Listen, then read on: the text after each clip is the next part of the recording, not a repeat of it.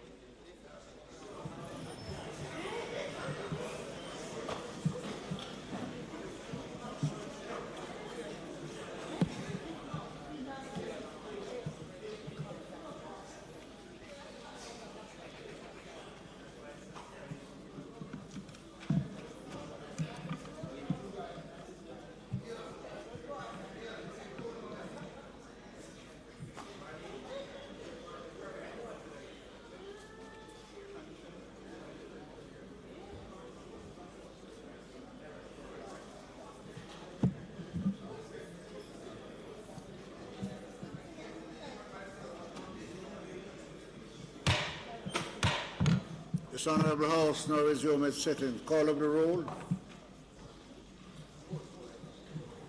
Mr. Whittle.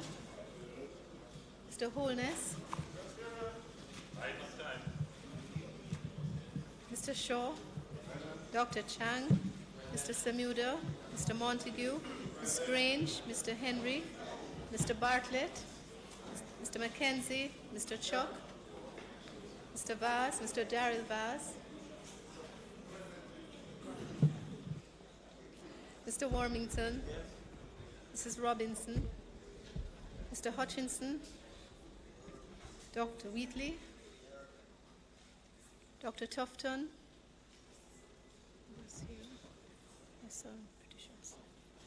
Mrs. Malahoo Fort, Mr. Spencer, Mrs. Williams, Mr. Green, Mr. Arscott, Mr. Azan,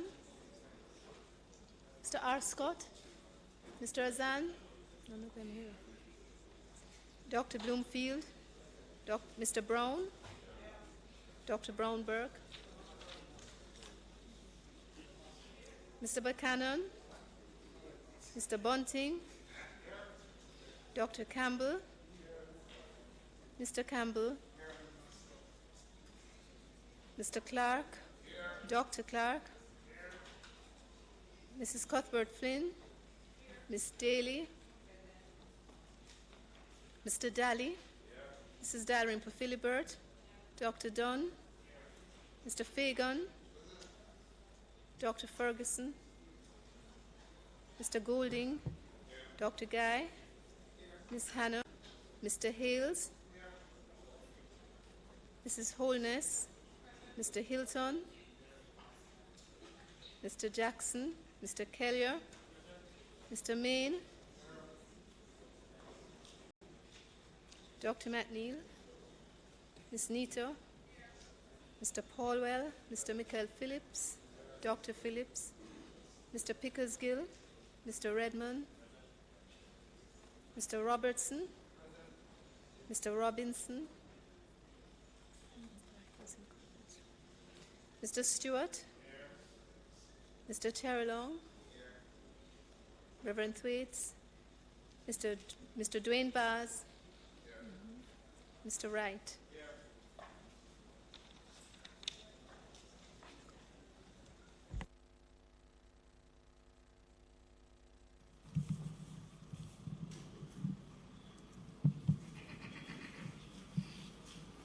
Statements by ministers.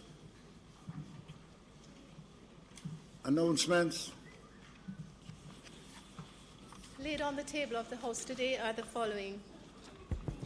Jamaica Hansard Parliamentary Proceedings of the Honourable House of Representatives for the session 2013-2014 and January 21, 2014 through March 25 for 2014. Annual Report of the Scientific Research Council for the financial year 2015-2016. Annual Report of the Postal Corporation of Jamaica Limited for the financial year 2016-2017. the Toll Roads Registers Regulations 2018 and the Toll Road Registers Regulations Resolution 2018 under the Toll Roads Act. The Toll Roads Technical Designs, Operations and Maintenance Standards Regulations 2018 and the Toll Roads Technical Designs, Operations and Maintenance Standards Regulations Resolution 2018 under the Toll Roads Act. The National Housing Trust Strategic Mandate Review Commission Report for November 2017.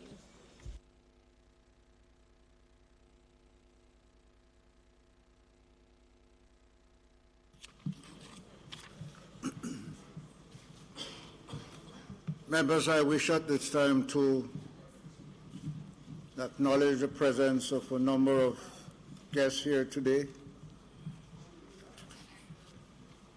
Members of the Senate, former members of the Senate, former members of Parliament, ambassadors, and other foreign dignitaries. I should say local and foreign dignitaries. I wish that the hosts at this time welcome them.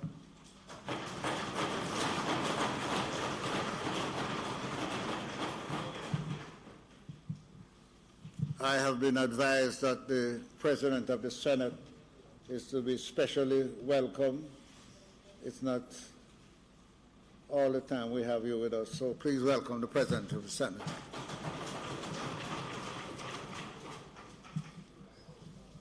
Bills brought from the Senate. The following is a message from the President of the Senate to the Honorable House of Representatives. I have the honor to advise the Honorable House of Representatives that on the 9th day of March 2018, a bill entitled An Act to Amend the Protection of Geographical Indications Act and for Connected Matters was passed in the Senate with the following amendments as circulated. Signed, Thomas Tavares Finson, QC, CD, JP, President of the Senate.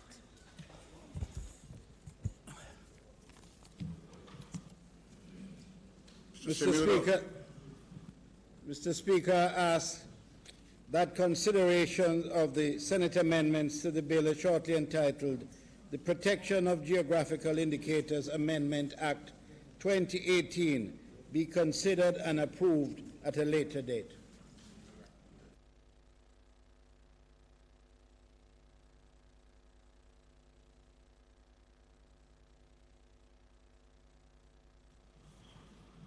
Petitions, papers, reports from committees, notices of motions given orally. Mr. Speaker, Mr. Henry. I beg to give notice at the next meeting of the House I will move the following motions. The Toll Roads Act, Toll Roads Registration Regulations Resolution 2018. And whereas by virtue of Section 32(1) of the Toll Roads Act, hereinafter referred to as the Act, the authority may, with the approval of the Minister, make regulations for giving effect to the provisions and purposes of this Act. And whereas by virtue of Section 32(2) of the Act, the regulations made under subsection 1 shall be subject to affirmative resolution.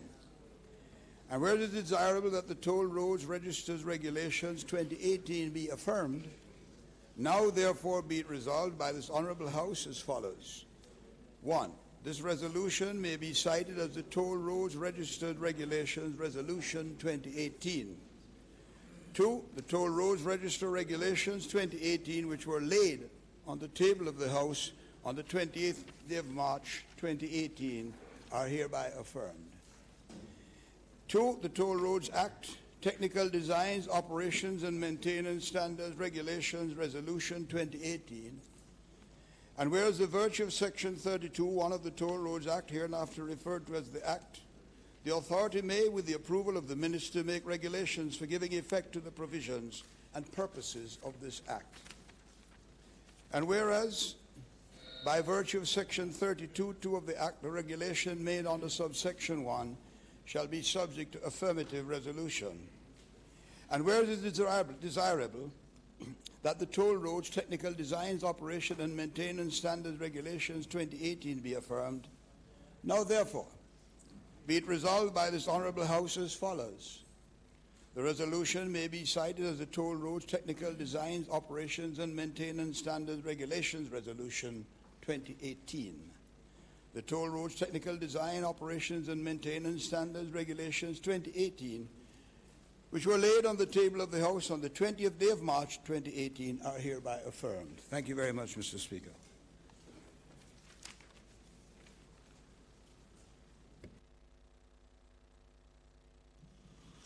Questions and answers to questions.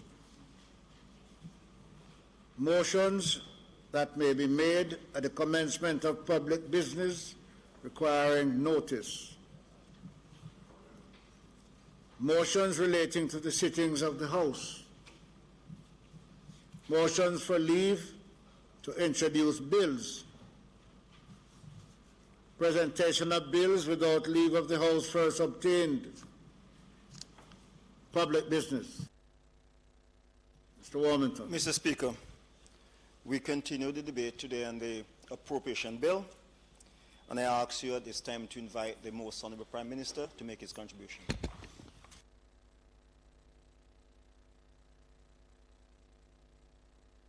Prime Minister.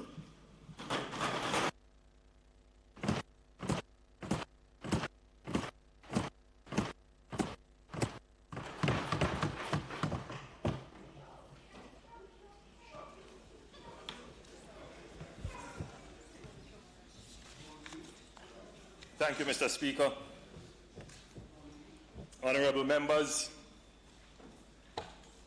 senators and former members seated in the well, excellencies of the diplomatic corps, His Worship the Mayor of Kingston, distinguished ladies and gentlemen in the gallery, patriotic Jamaicans here and in the diaspora listening, watching and following virtually via the media. We all give God thanks for sparing us individually and collectively so that we can meet here to discuss the business of the nation, report on the achievements of the fiscal year past, and consider the plans and programs for the year coming. Mr. Speaker, our Thanksgiving is appropriate. Though we had our share of climate variability resulting in unseasonal rain and flooding and consequently negative economic impact, we have been spared the total devastation wreaked upon our neighbours in the region, for whom we again spare a thought. Mr. Speaker, I'm always humbled when I consider the awesome responsibility entrusted to me by the people of Jamaica to lead the management of public affairs and create the environment in which our people can self-actualize. I do not carry this responsibility alone.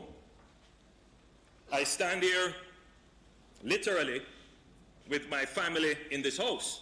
My wife Juliet is a member in her own right.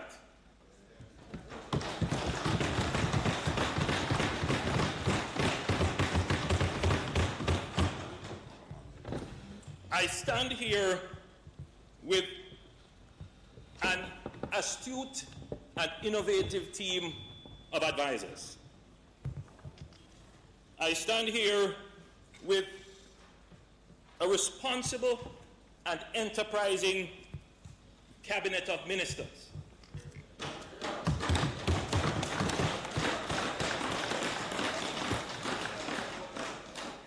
I stand here with diligent and committed chairmen and members of boards.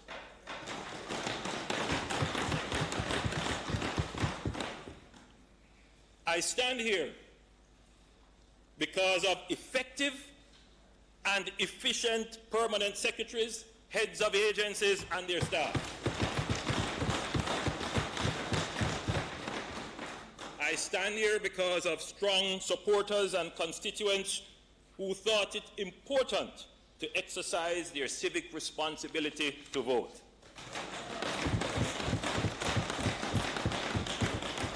I I stand here in partnership with civil society, the church, and the private sector.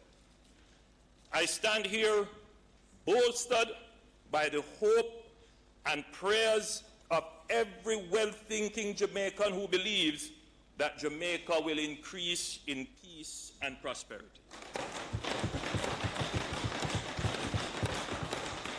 I stand here by the grace of Almighty God.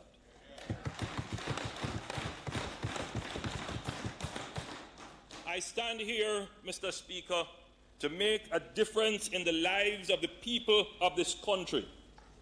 And though some may wrongly characterize politics as nasty and brutish, it is undoubtedly the means by which the widest and the most profound changes can be made to the lives of the largest number.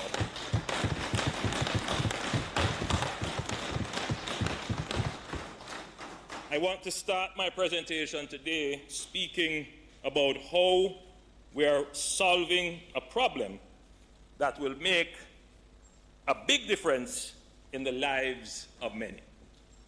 For some, it may be a small problem, but I want to exemplify the point that small actions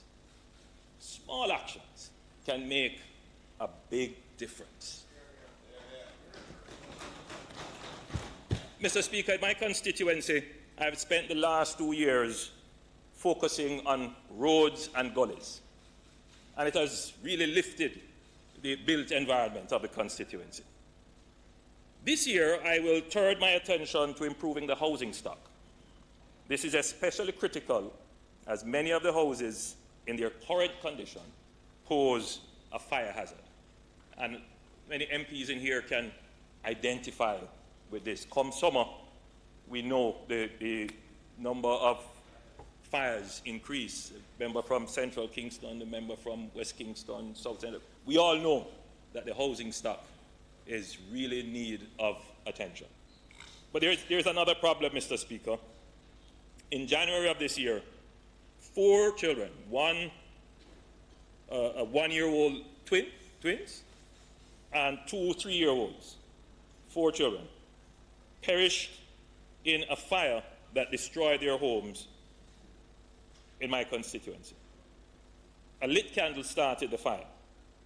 Although electricity was on the premises, this particular household was without, and they relied on open flame lighting at night.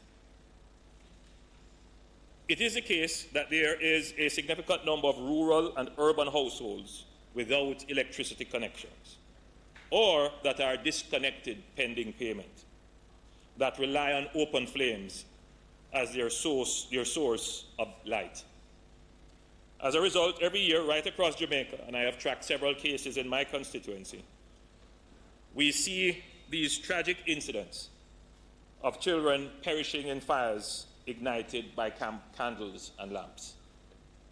Mr. Speaker, so far this year, there have been 13 deaths due to fires, 8 adults and 5 children. With simple and inexpensive actions, government can make a difference in the lives of energy-poor households, and particularly and significantly reduce or virtually eliminate the risk of these tragic fires. I have therefore directed the Minister of Science, Energy and Technology to develop a program to make solar lamps available to energy-poor households. And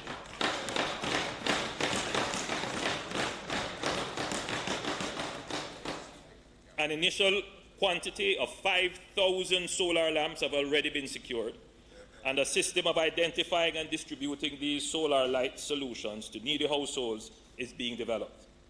Using solar solutions to replace open flame light sources is an established policy response to address energy poverty, and there are many such programs successfully implemented all over the world. This is a real opportunity for social enterprise to support the ecosystem around the production, installation, user education, servicing, and recycling of these solar lamps. To this end, I have directed the HOPE program to develop a national service corps to support all elements of this program and to work with existing social entrepreneurs in this area. These would include members of our Jamaican diaspora, such as Nathaniel Pete of GenX, which is a renewable energy company that is providing this very service in countries in Africa. We are not just giving solar lamps. We want to make it so convenient and practical to use these solar lamps that households no longer use open flame lighting sources such as candles and lamps. After the full implementation of this program, no child should perish in a house fire caused by a candle or a lamp used for lighting.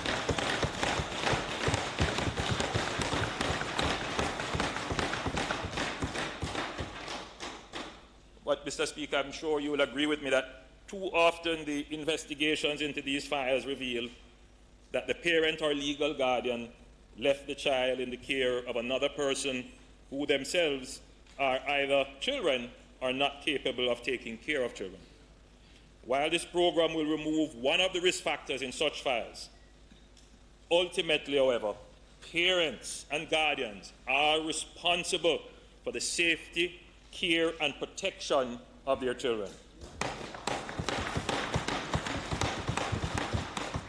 We must educate, support, and empower our parents so that those who want to do better will, while ensuring that the organs of the state are in a position to protect children from those parents who refuse.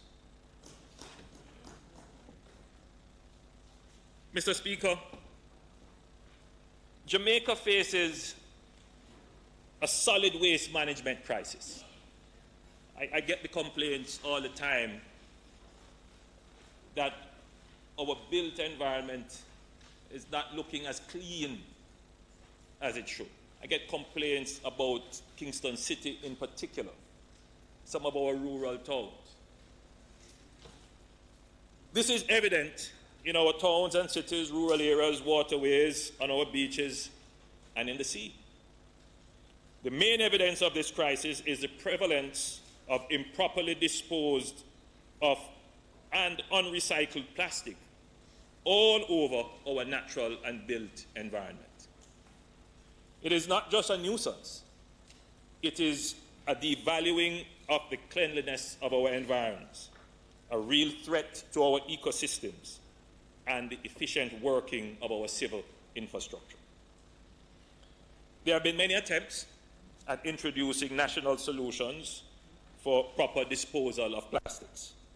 We continue to work on a complete solution to this complex, multi-sectoral, and multifaceted issue. With the collaborative action of stakeholders through the National Partnership Council, the Partnership for Prosperity, the private sector has presented the government with a proposal for a plastic bottle return system, which will see funding coming from the private sector for a deposit and payout on return mechanism.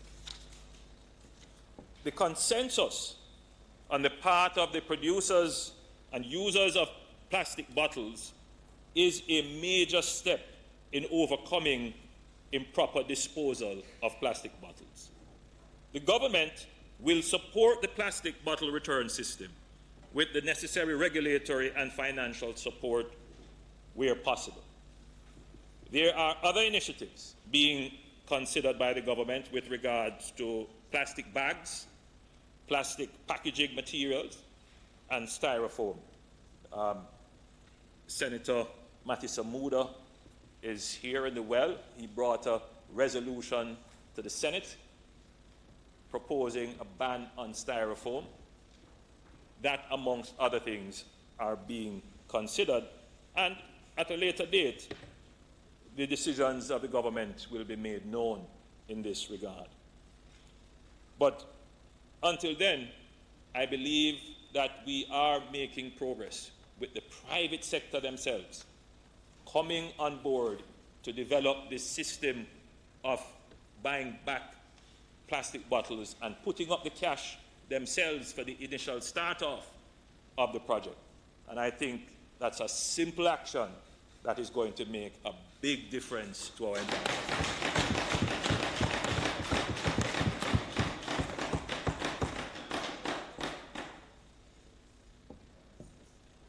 I want to talk, Mr. Speaker, about action on hope. Action is hope, which is action. Hope is the flagship social intervention and support program of the government. It focuses on targeted assistance with housing support, education, training, and economic opportunities, support for persons in productive activities in communities, and engagement towards sustained employment. A critical element of the HOPE program is the engagement of youth through a system of apprenticeship and national service called LEGS, which means learning and earning while giving and saving. HOPE is helping our people to excel. Mr. Speaker, the exposure given to our young people under the HOPE projects allow them to build life skills, positive attitudes, and attributes of good citizens. We want to maximize the potential of all our young people and provide opportunities for them to self-actualize. Let me report on some successes so far. More than 14,000 young people were engaged through the HOPE Youth Summer Program, and we have just started the recruitment process for this summer. Over 5,000 unattached young people were trained in core skills, values, and attitudes, and are ready for placement.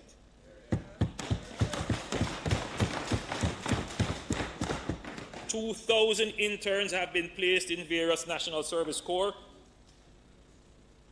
across government, in agencies including the UDC, the National Housing Trust, National Water Commission, the Port Authority, National Land Agency, the Administrator General's Department. They are working in digitization, GIS mapping, maintenance, and customer service. 380 youth have been trained in document digitization under the Youth Employment in Digital and Animation Industry, the YEDI project, and are now placed. Mr. Speaker, more opportunities will come on stream this year. 500 young persons will be placed at the Ministry of Health in the Vector Control Corps and the Medical Assistant Corps. This will help, Mr. Speaker, with disease prevention. They will go around in communities to look at things like breeding sites for mosquitoes. You agree with that, member, from North Clarendon? They will go into communities and advise on the proper disposal of garbage. These are all important things that our young people can do.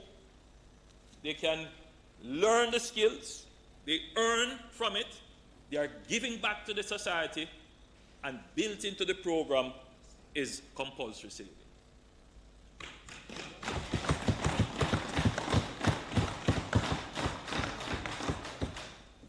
6,000 young persons will be placed across ministries, departments, and agencies in documentation and the digitization core, in keeping with our policy of digitizing the government. 1,000 interns will be placed at the Ministry of Industry, Commerce, Agriculture, and Fisheries as part of the verification and audit core. What will they be doing in that core, Mr. Speaker? I see the minister looking at me. The minister is well aware. He is the one who devised it himself, and the minister without portfolio. Mr. Speaker, too often we get statistics coming from the field. These statistics need to be checked. We need to create and update the registry of farmers. We need information on the crops that are growing. These young people will be trained, attached to the ministry, the MICAF ministry, and sent out to assist the extension officers and other program officers in ensuring that they get the right information. They are not extension officers. In other words, we don't have 1,000 extension officers, precisely. So this will help to bolster their agricultural aids. So, Mr. Speaker,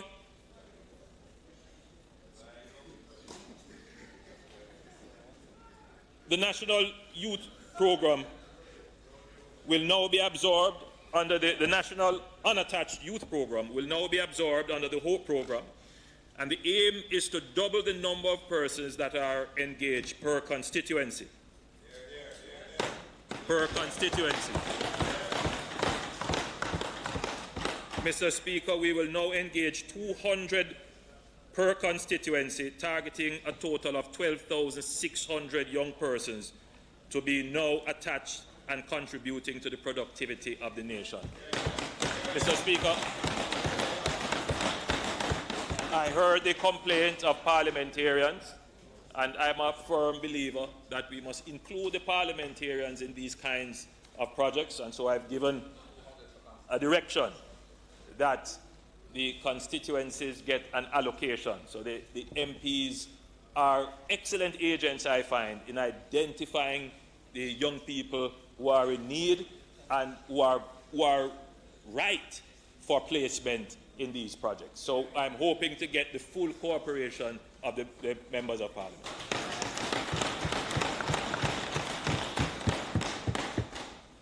Mr. Speaker, all ministries are on board, and budgetary allocations are made accordingly to ensure that adequate funding is in place. In addition, HOPE has secured $60 million through the Development Bank of Jamaica to increase training and placement island-wide.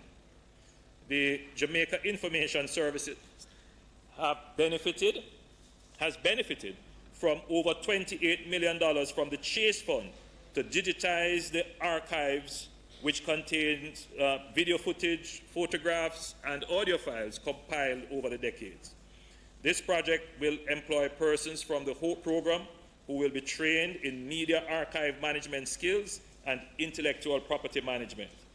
This will not only provide our young people with marketable skills and experience that makes them more employable, but it will open up opportunities for innovation and players in the creative industry to use print and electronic material that will promote Jamaica.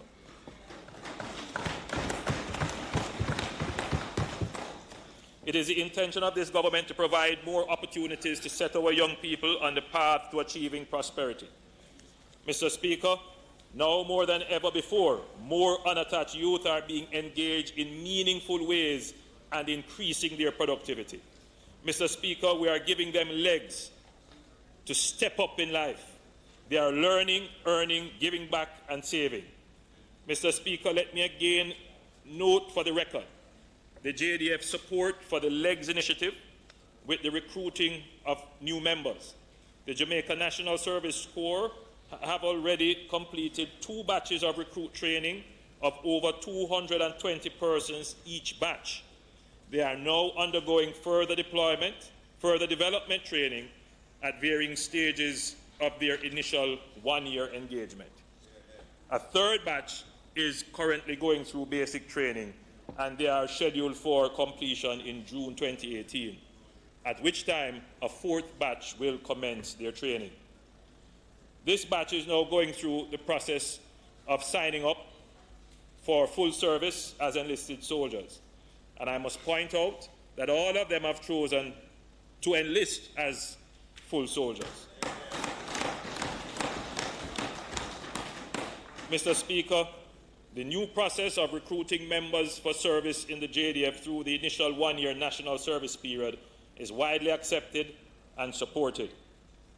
In the future, I hope to promote a policy where every unattached male between 18 and 24 has to do a compulsory 1-year national service with the JDF.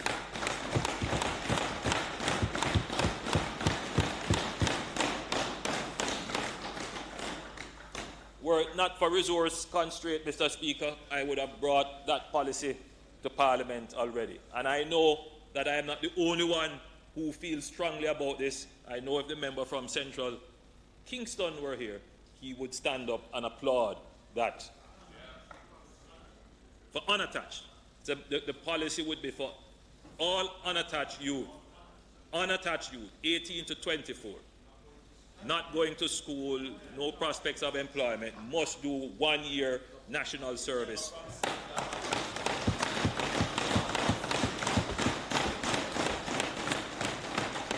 That would, of course, take significant resources. But we have started now. We have started. And as the economy grows and the country prospers, we will be moving in that direction. It's important, Mr. Speaker, because I was involved in a campaign recently which elected the member from Northwest St. Andrew. And while on the campaign trail, I met someone who person turned out to be a football coach. And he made a very profound point to me. He says, you don't know that the gangs are recruiting. He said, as a coach, he is competing with gangs for his players. I think the country should wake up to this understanding that the gangs are actively recruiting our young men and giving them opportunities and alternatives. The government has to be proactive in this regard and ensure that we don't lose our young men to the gangs.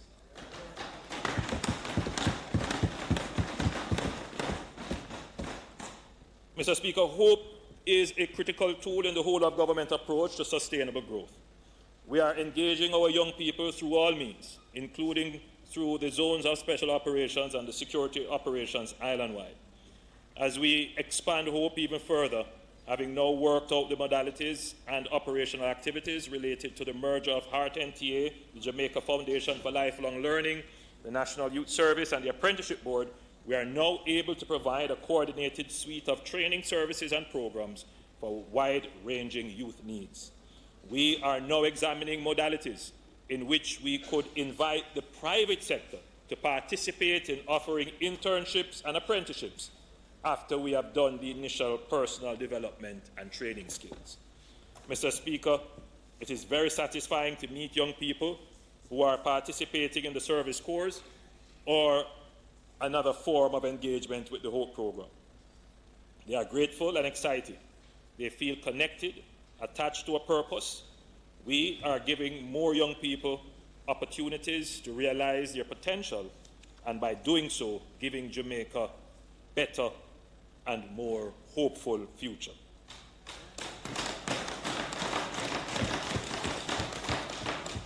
Again, Mr. Speaker, a simple, relatively simple action of government, but something that is having a huge impact on the lives of the ordinary Jamaican. Mr. Speaker, the increasing use of modern network technology is changing people's daily social and economic lives, creating new ways for greater participation and innovation, efficiency, transparency, and democracy. Today, anyone and everyone can engage interactively in the digital space. I'm even seeing the leader of the opposition these days sponsoring posts on Facebook. So, I mean,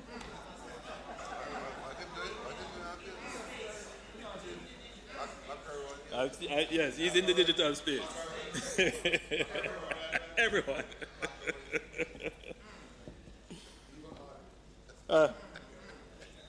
More services are being offered online, and more customers are expecting online services rather than standing in line for service.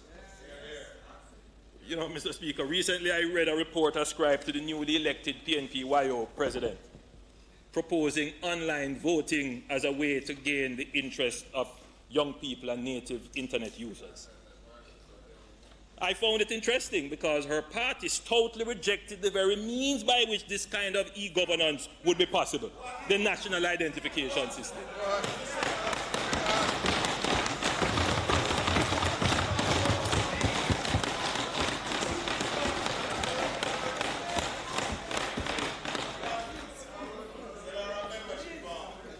To support transactional activities, secure entitlements and provisions from the state, and to adequately plan for our citizens, there must be a civil registry that uniquely identifies every person, secures their data, and allows for verification of the identity as needed.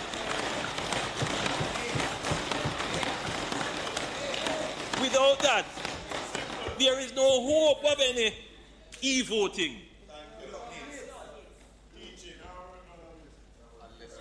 Mr. Speaker, the National Identification System will provide a comprehensive and secure structure to capture and store personal identity information of individuals. NIDS will become the primary source of identity assurance and verification and will improve service delivery, security and governance for the citizen of Jamaica.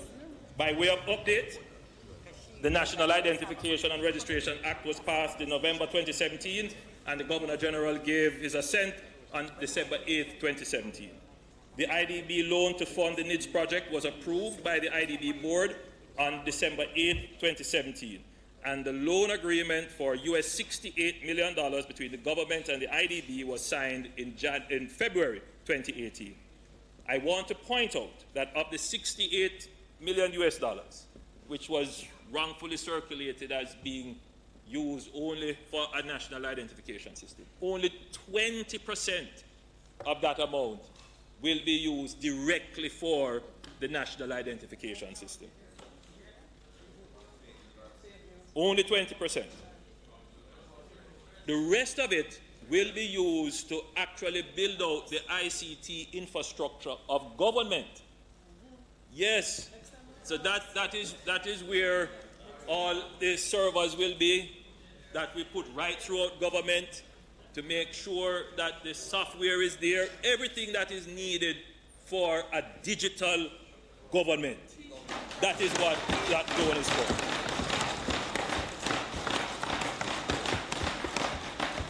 So we are going to become a digital society. Make no mistake about that. We are 90% complete with all the business processes needed to implement NIDS.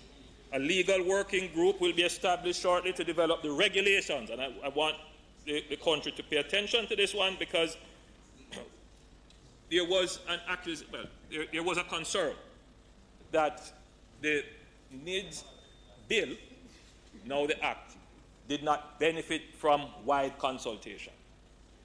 I'm not going to debate that point, but I want to ensure that the regulations, which are actually, in my opinion, the more important part of the legislative piece, that benefits from wide consultation. So I've instructed the NIDS team to ensure that everyone who has any concern, that they be contacted, that when the committee is put together, that it is publicized so that people can send in their concerns, and their concerns should be addressed. In terms of public education, Mr. Speaker, it should be noted that last year we did 68 consultations, and up to today we have done 37 consultations and presentations with interested groups and individuals. Mr. Speaker, concerns have been raised about privacy and data protection. We wish to assure the public that the government is putting in place a necessary legislative framework with the Data Protection Bill, which is now before Parliament, as well as protections built into the National Identification and Registration Act and pending regulations. The legislative framework will be supported by ensuring that Jamaica procures the best quality system and processes to protect and host our data.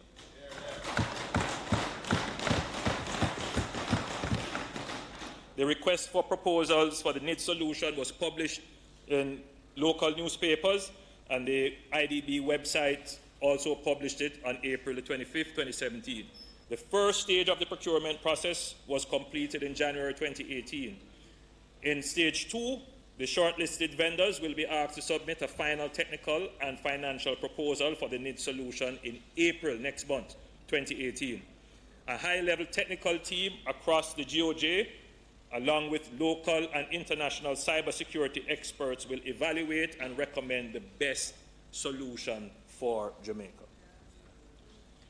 Mr. Speaker, Jamaica now leads the region in developing its framework to become a digital society.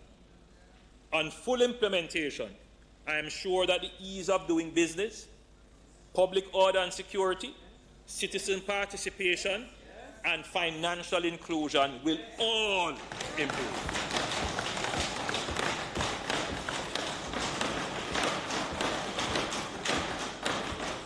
Mr. Speaker, this is, in my opinion, a no-brainer action, but it was a very difficult action. But still, it will yield great results for a wide number of people.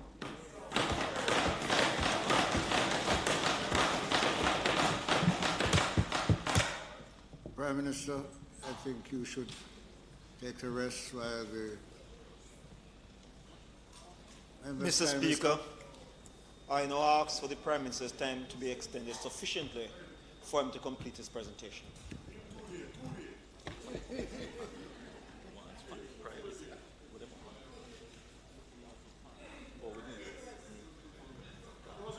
Those in favor? Those against? Thank you, Mr. Speaker. Thank you, members, for agreeing to listen to me to the completion of my presentation. I assure you, I assure you, it will go quickly and smoothly. Mr. Speaker, I now want to turn to actions in the economy, infrastructure, and housing. These are not simple actions, Mr. Speaker. They might be a little bit more complex, but nonetheless, these actions will bring the prosperity we all desire. Mr. Speaker, last year I emphasized Jamaica's competitive advantage with respect to BPO investment.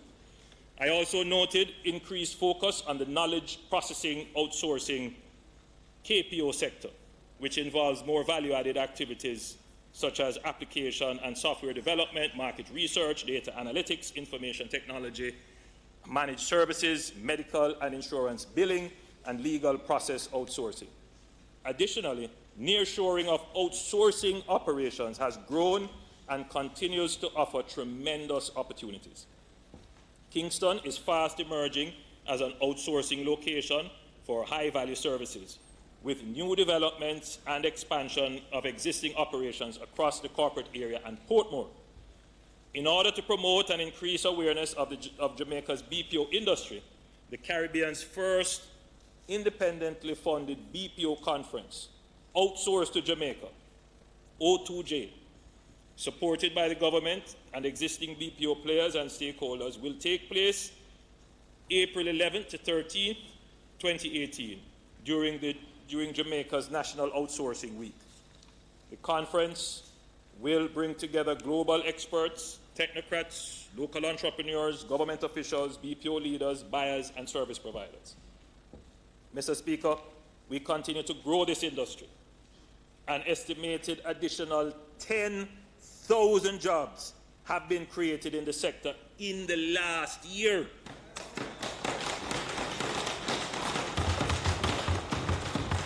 Bringing the total amount employed in the sector, estimated by JAMPRO, at 32,000 Jamaicans. I remember when in 2007, 2008, we had about 8,000 people, between a little less than 8,000 persons employed. The industry is growing and it has amazing potential.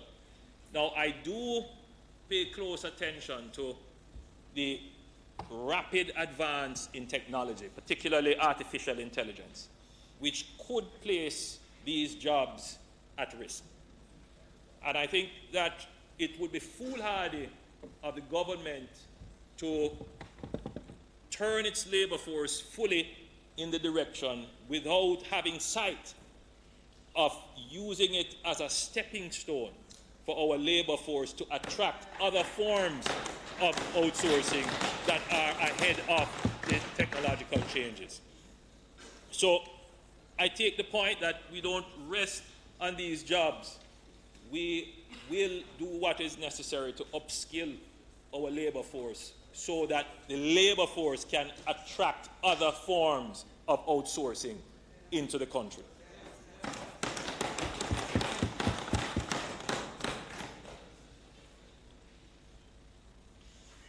Mr. Speaker, we continue to focus on two most critical success factors for sustainability in outsourcing: availability of purpose-built space and adequacy of the labor pool. An estimated additional 800,000 square feet of space were built or retrofitted for BPO operations last year. And I have a list of them here. I won't go through them. In 2018-2019, the push to increase space by both the public sector and the private sector will continue. The government has signed off on a partnership initiative to develop a new comprehensive BPO campus on lands at Holness Road, which will see the development of 300,000 square feet of purpose-built BPO space. I emphasize it, further details will come, but there's a reason why I'm emphasizing that. Because it is strategically located in what we want to develop as the University Township belt. On Holness Road, you will get near UTEC. So that, for strategic reasons, we are pushing that development because it could create a network, a nucleus right there, a new industry, a new node of economic activity, which will be very symbiotic with the university, the various government agencies that are there, and the schools that are in that area. So this is a very strategic BPO development.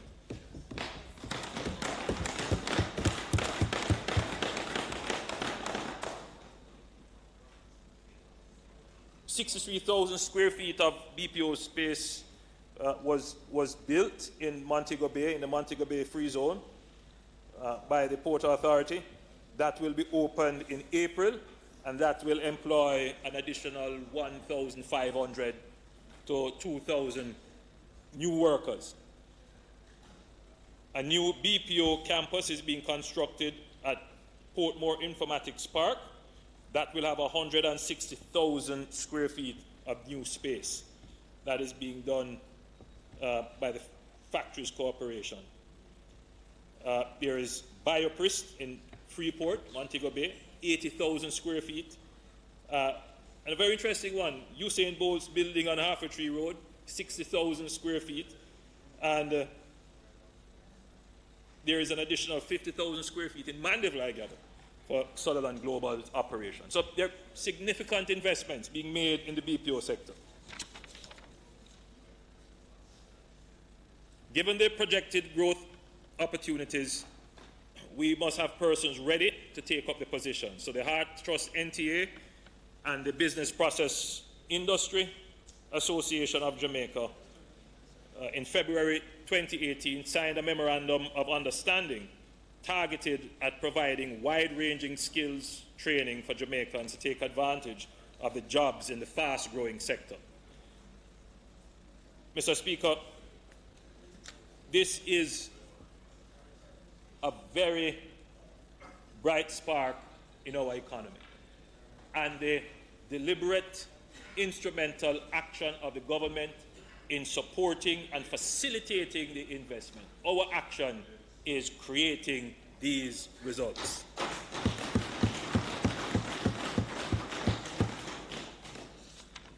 Mr. Speaker, I want to turn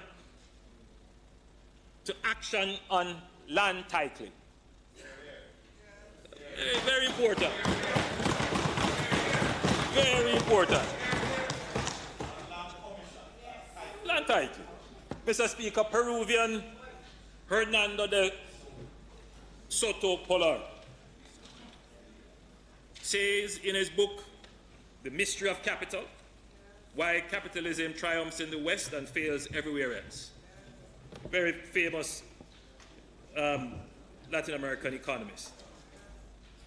He says that massive exclusions generates two parallel economies, one that is legal and one that is extra-legal. An elite minority enjoys the economic benefits of the law and globalization, while the majority of entrepreneurs are stuck in poverty, where their assets languish as dead capital in the shadows of the law. To protect their assets and do business, the extra-legals create their own rules. However, these informal arrangements are not standardized, transparent, or enforceable. Extra-legals, therefore, create their own social, political, and economic problems that affect the society at large. De Soto believes that the real cause of informality and the poverty it generates lies with the flawed legal system of developing nations that make it virtually impossible for the majority of their people and their assets to gain a stake in the market. In our analysis of the problem, of course, whilst we would agree with this, I'm sure that many persons would also want to point to the history of the economy, the history of slavery, and the unequal distribution of the land resource, unequal endowment. So I don't think the two theories are competing. Together they help to explain why it is that we have land tenureship and occupancy in the way in which we have it. But the two theories can lead to two different outcomes. One theory would lead to the outcome that says fix the market. And the other theory would say redistribute. And I think that is the core of the problem if you analyze the Jamaican situation, because there's one set that will say redistribute, disregard law, disregard order, just go and squat on the land. I wonder which set ascribe to that. I wonder which set of persons would ascribe to that.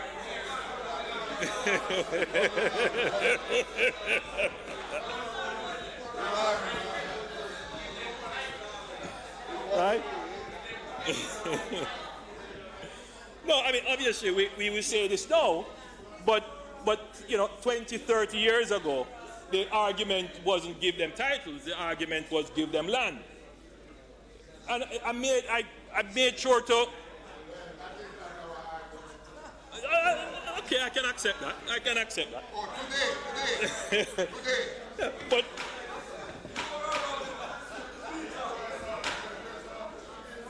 Order, please. So, Mr. Speaker, Prime Minister, go ahead. Mr. Speaker, thank you for returning the order. I only digress to explain how policy initiatives arise from different philosophical and core principle perspectives. And I'm not here criticizing any of them, but just so that the Jamaican citizen can understand that core philosophical beliefs lead to different outcomes.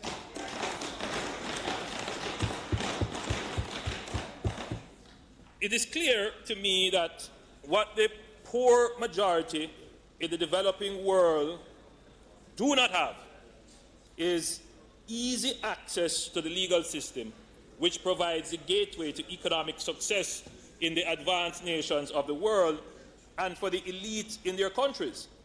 It is in the legal system that property documents are created and standardized according to the law.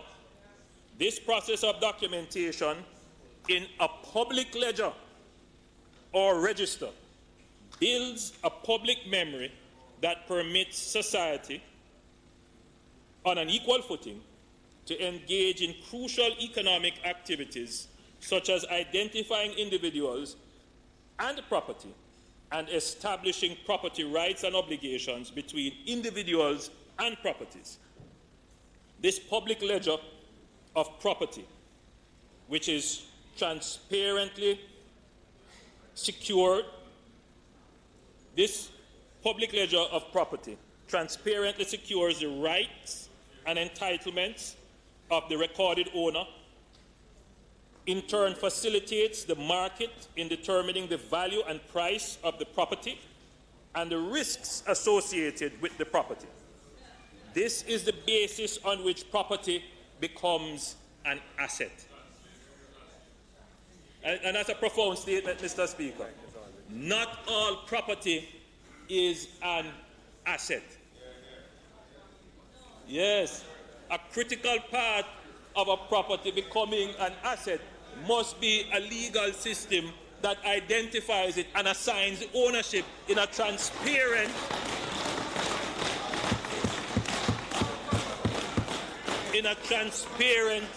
public register that all can access and get information about the asset.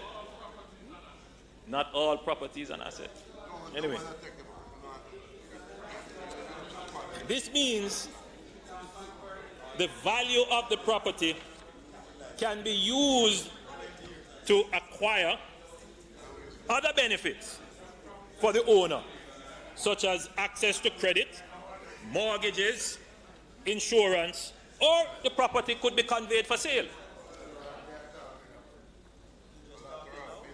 In the same way that we are seeking to create a public ledger registry of identity of individuals in the needs, we must now seek to give identity, formal, unique, and justiciable ownership to property.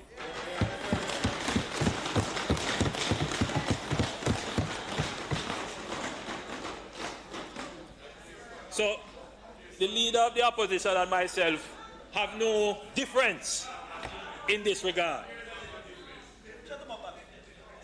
Well, you'll tell me later. But in this regard, I think there is consensus that we need to do the land titling. Historically in Jamaica, land ownership practices are informal.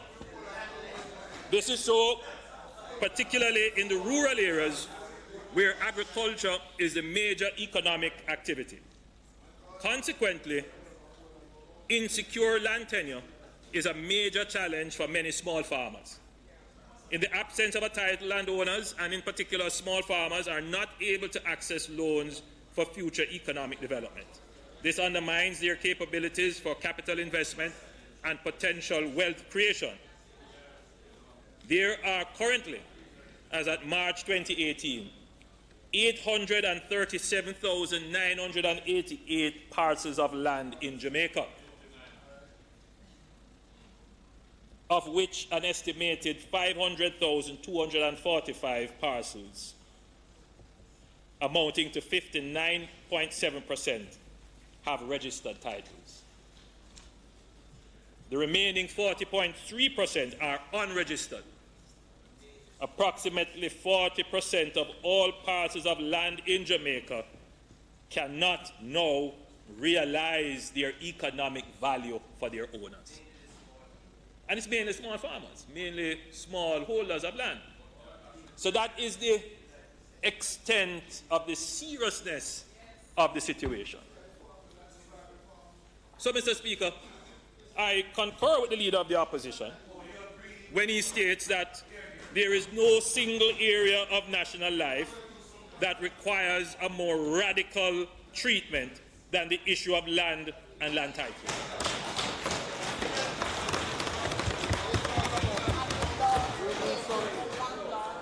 That is why, in January 2017, long before the leader of the opposition took office, and even before he announced his land ownership commission in April 2017,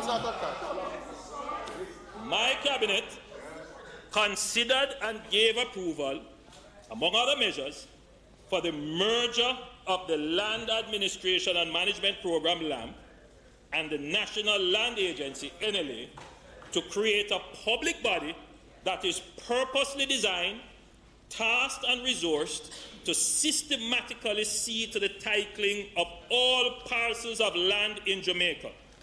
The merger is in keeping with our public sector rationalization plan. Mr. Speaker, Mr. Speaker,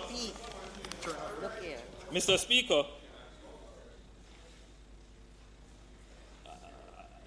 you know, there's an important point to be made here. In 2002, the IDB made a recommendation to the then PNP government that what they should do is exactly this. Merge LAMP and the NLA. You would know, you were the minister. 16 years ago. Hold on. That this was made then, you know. So what we are doing, we are not saying that this is our bright idea. We're not saying that. And it is absolutely important that I put that on the table. What I'm saying is that we are the ones who are implementing it. We are the ones who are taking the action to do it. We are the ones who will ensure that Jamaicans get their land title. Action.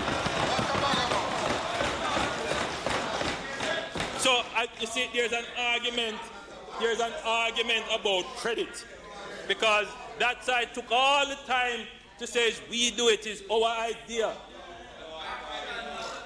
You know, so I'm not going to try to in any way take away credit from anyone. I don't believe in that. I believe that the brain is not all in one head. But we can have a mind share. A mind share. And that has always been my stance.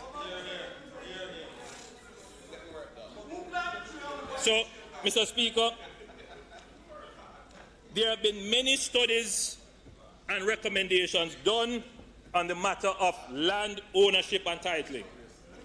Another commission to study the problems may add some academic value. However, this government is implementing. We are taking action. The roadmap has been prepared. The LAMP merger, the merger of LAMP into the NLA to create this new titling agency, and the legal machinery will start officially April 1, 2018, next month.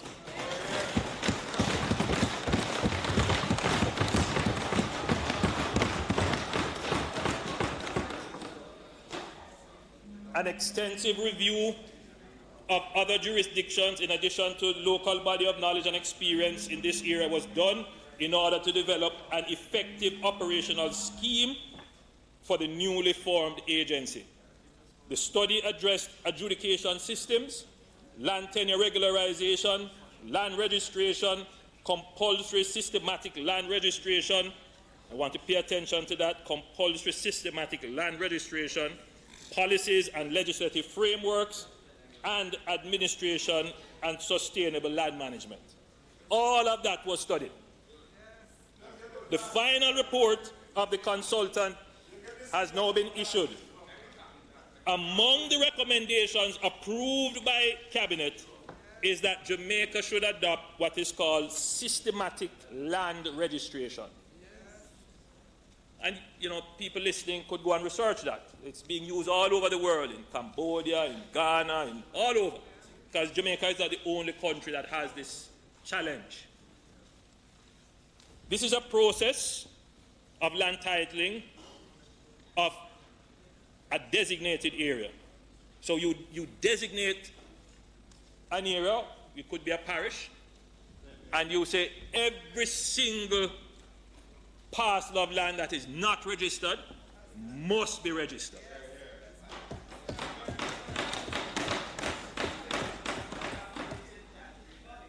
It uses a participatory approach and an adjudication mechanism. It is recognized globally as the most effective means of methodically registering land and providing landowners with a title. This is to be implemented along with the current voluntary ad hoc approach. So the two approaches where you get up today and say, you know what, I'm going to title my land, and you go through the process, fine, you can go and register, or you can be a part of the process when it comes to you. So both strategies will work parallel. These broad policies will be implemented within a legislative framework which will require amendments to the Registration of Titles Act, the Registration of Titles Cadastral Mapping and Tenure Clarification Special Provisions Act, and the Limitation of Actions Act, among others. It is projected that 20,000 parcels of land will be registered with titles over a 3-year period and will be partly funded by the National Housing Trust in the sum of $2 billion.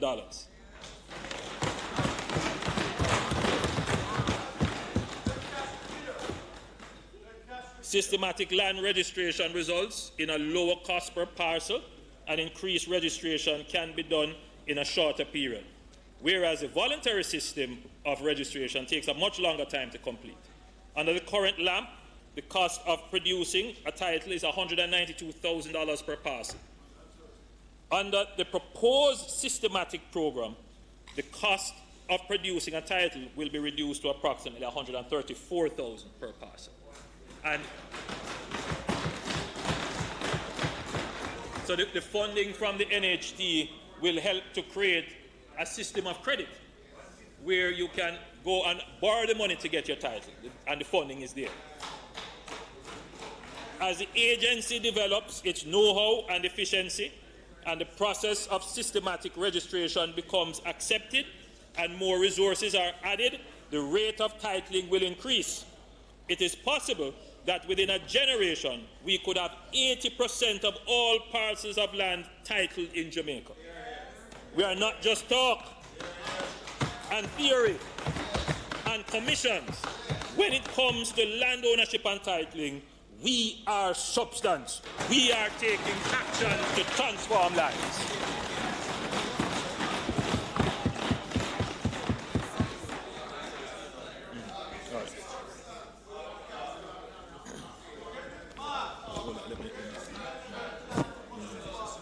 Yeah, I'm going to switch.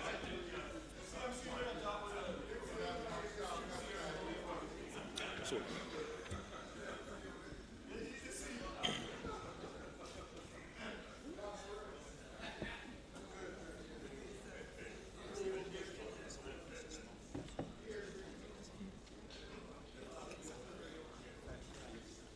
Mr. Speaker, it was important that I addressed that point raised by the leader of the opposition about titling. Because it is the want of the opposition to always try to capture what is called the social justice ground. Yes. That we are for the poor. But you know, the problem with that, the philosophical problem with that, is that the strategies you employ end up impoverishing the already poor. Yeah. Because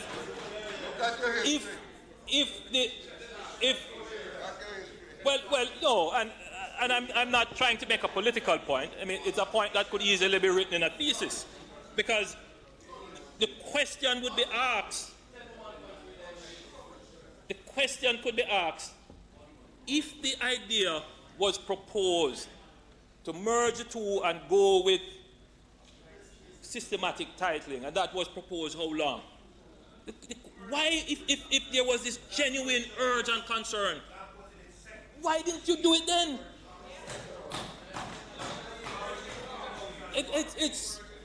So yes, it falls to us now to do it, but I have to make this point because it is an unfair posturing that there is now this genuine concern about title.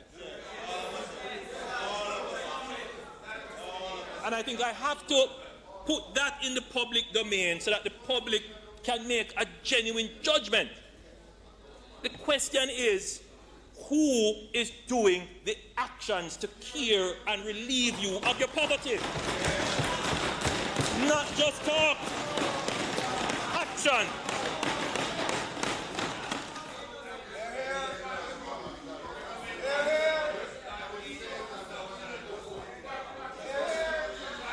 I sat quietly and listened to your trollics last week, you know.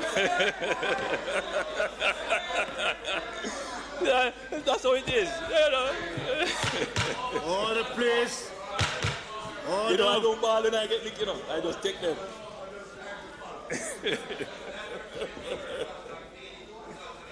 All right.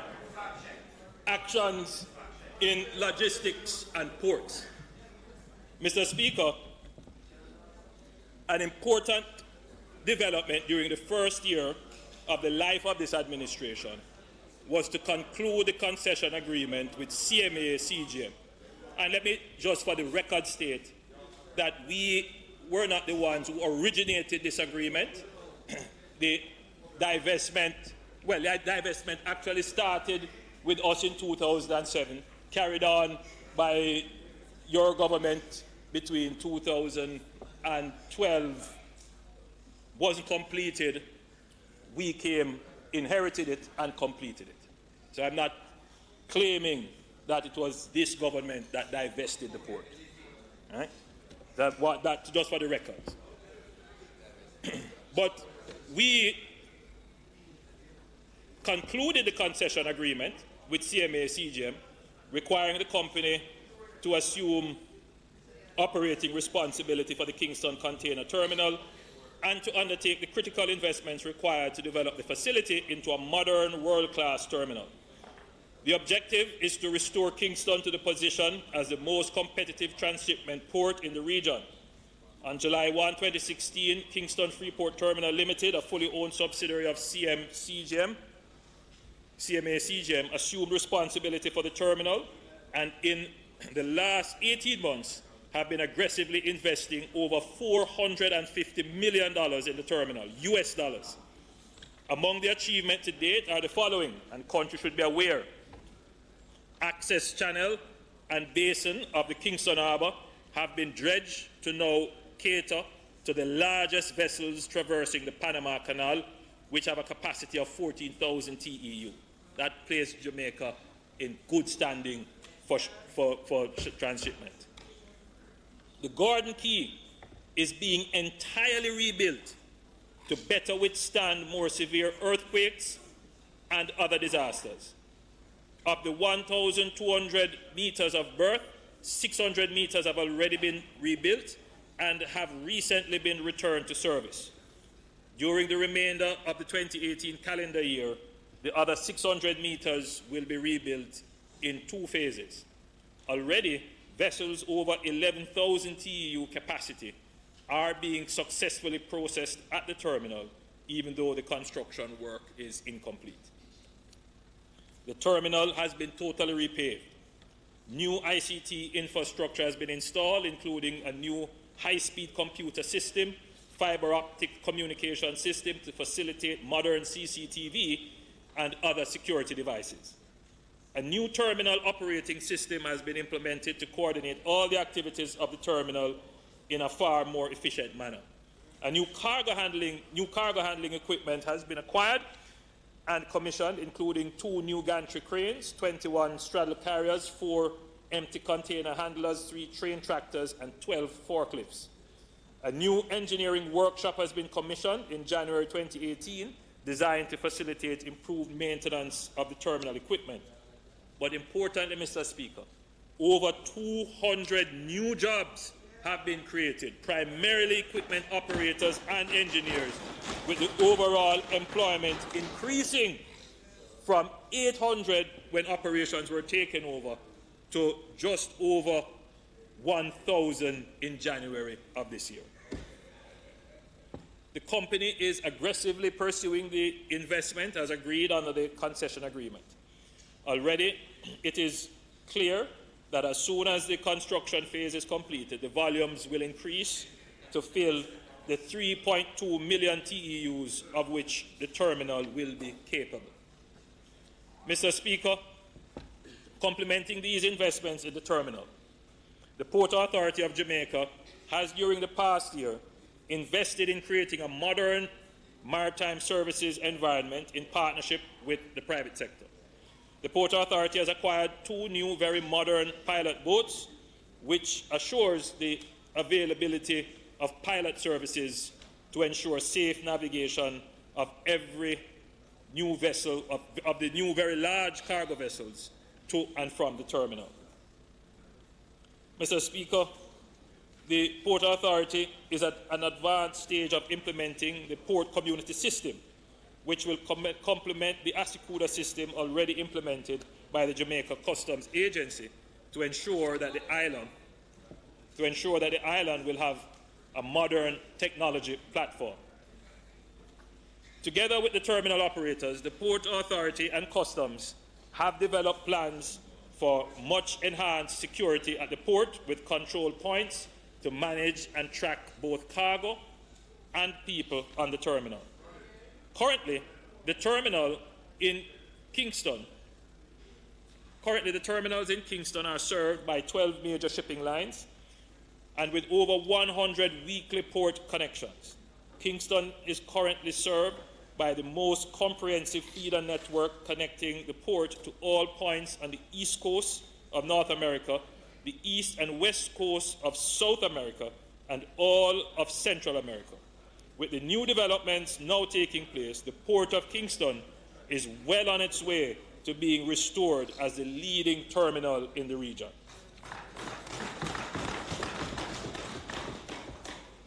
Mr. Speaker, the developments now at hand, at an advanced stage at the terminals in Kingston. The attention of the government is on developing the lands adjacent to the port into a modern, competitive near-port logistics center. I know the member from St. Andrew Western has an interest in this and would love to hear what I'm about to say. These include the lands lying between the causeway and the terminal, referred to as West Terminal lands, the lands currently occupied by the Kingston Free Zone and the Jamaica International Free Zone, the lands referred to as the old zinc factory lands, which are immediately adjacent to Kingston Freeport Terminal Limited, and lands at Tinsipen, which are separated from the terminal by the Marcus Garvey Drive roadway. The plans are to develop all these lands to house modern logistics facilities, which will be connected to the terminal by an efficient and cost-effective transport system, with the boundaries of this entire area sealed and protected. The objective is that cargo entering and being processed in the logistics complex will effectively be treated as extraterritorial unless they cross the perimeter into the customs territory. The objective is to attract companies that wish to have their cargo repackaged, finished, labeled, repaired, and assembled to have these services undertaken in the near-port logistics facilities. Already, Kingston Wharves Limited has launched its new 160,000 square feet total logistics center, and already the entire volume has been exhausted. Kingston Wharves has also leased some of the lands at Tinsipen with a view to converting Kingston into the automobile logistics center for the region. Mr. Speaker,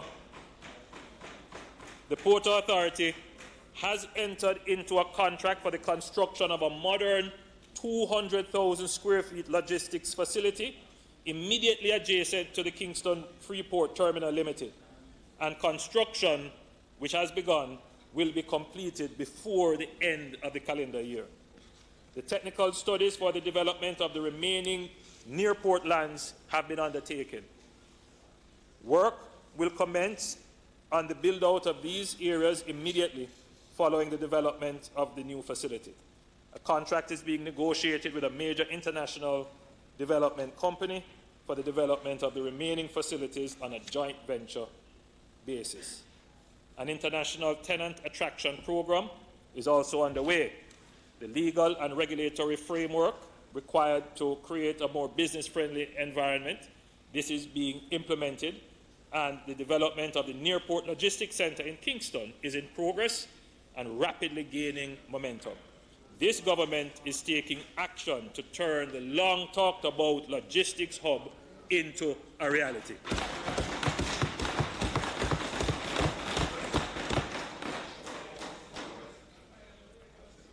Action on cruise shipping in Kingston. Mr. Speaker, last year I gave a directive to the Port Authority that they should seek to develop Kingston as a port of call for cruise shipping. Earlier this year, Cabinet approved the development of a cruise shipping terminal at Port Royal, creating a platform for the restoration of cruise shipping in the Port of Kingston. Port Royal is one of the most fascinating locations in the entire Caribbean, with well over 500 years of incredible history, full of the most interesting characters to ever have lived.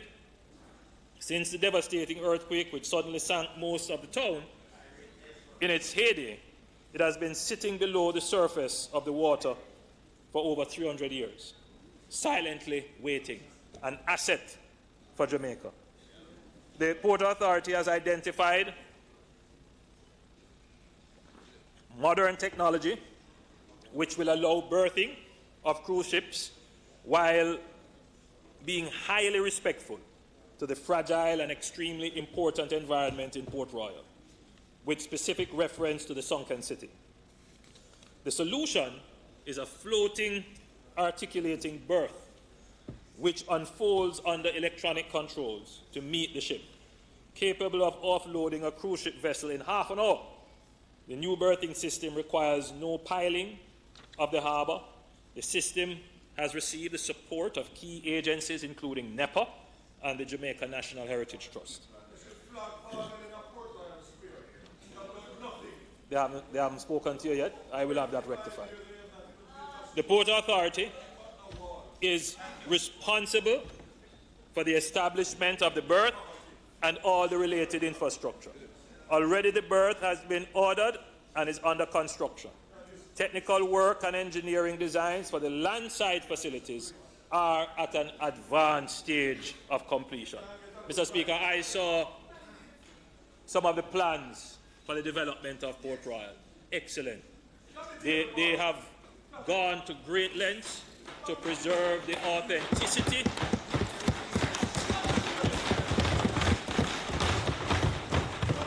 to include the residents so that they are a part of the authentic product and to preserve the environment.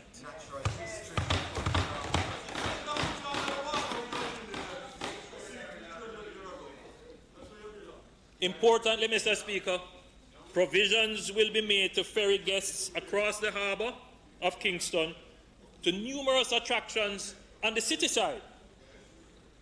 So we will have the return of the ferry. Visitors will also be able to go and enjoy and experience Lime Key.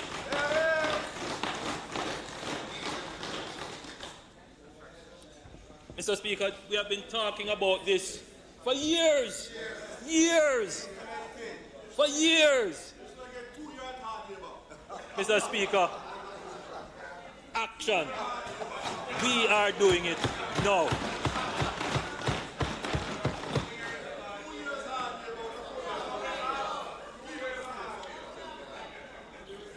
Mr. Speaker, we are taking action on the port of Montego Bay, doing many things there, redeveloping the main cruise berth. You know, we're developing a second porting terminal, all kinds of things happening. I won't go into all the details, but action is taking there. But I want to focus a little bit, Mr. Speaker, on action on the developments in Falmouth, bringing the benefits of cruise tourism to the people. We are taking action in that regard. Mr. Speaker, And I tell you this, I am particularly proud of the work we are doing in the historic town of Falmouth to develop an authentic tourism product by including the people. The local people must benefit from tourism, but there must be order, seamlessness, and security.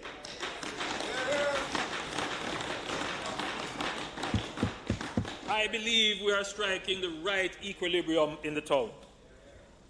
Mr. Speaker, I think all of us here would know about the Bendown Market.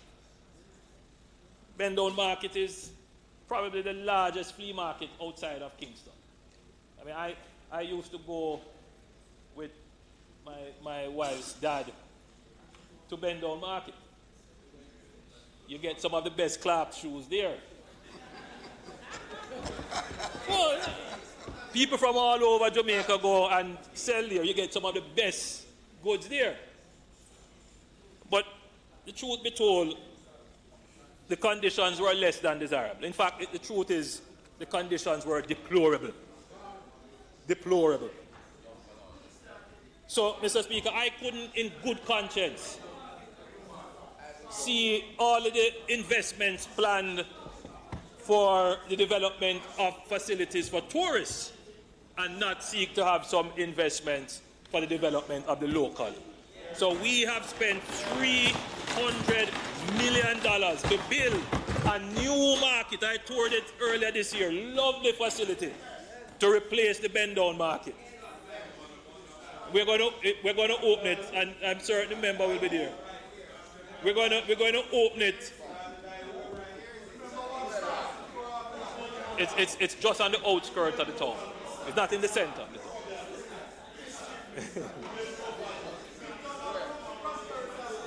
No, you may have thought about it.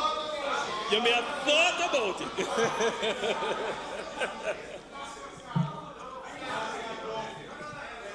Anyway. But the market is a lovely facility. Excellent facility. All right.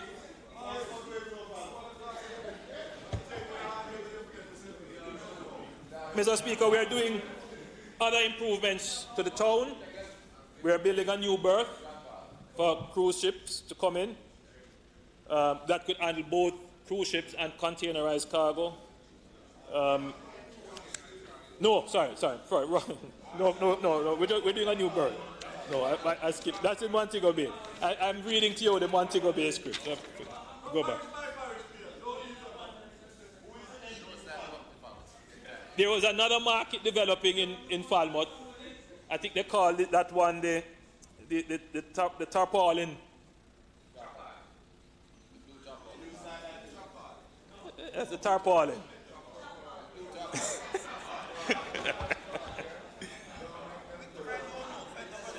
Yes, the blue tarpaulin vendor arcade. And that, of course, was replaced with better facilities. We're doing work on Water Square, renovating that. But the one that I also like, Mr. Speaker, is that we are introducing the pedal cap. Falmouth is relatively flat, so it's easy to maneuver. And so we are introducing that, and that is another way, Mr. Speaker, for young Jamaicans to participate in the tourism product and share their part of the prosperity.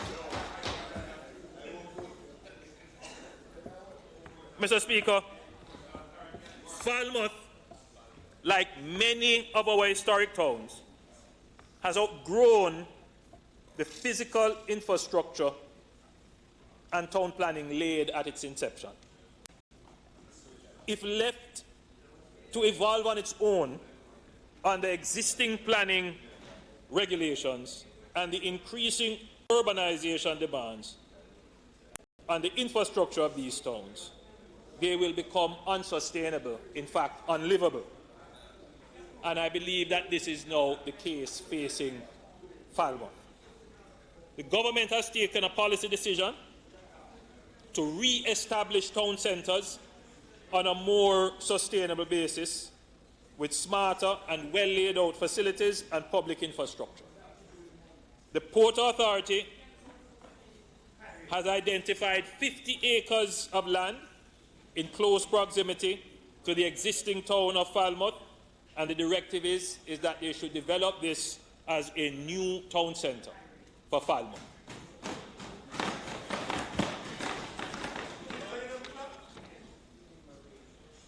The old town of Falmouth has significant cultural heritage and historical value.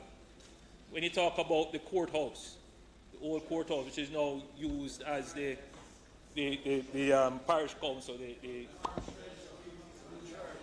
some of the oldest churches are there. It's a lovely town. And so the strategy now, Mr. Speaker, is to shift businesses out of the town into a newly developed space and then reclaim the old space, develop it and use it for the heritage tourism value. All of that is being done now, Mr. Speaker. Not just talk, action.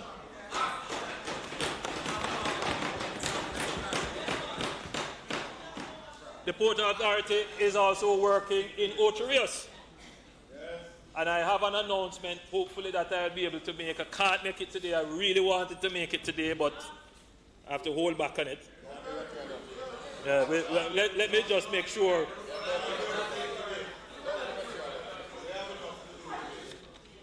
But, Mr. Speaker, the Port Authority has made significant investment in redeveloping the Reynolds Pier in Ocherius.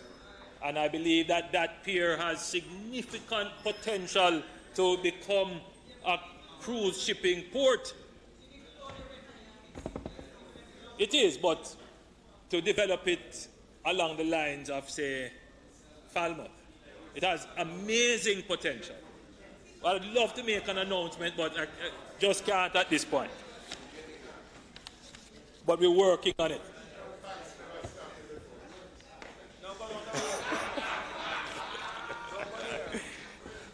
Boy, all right, look.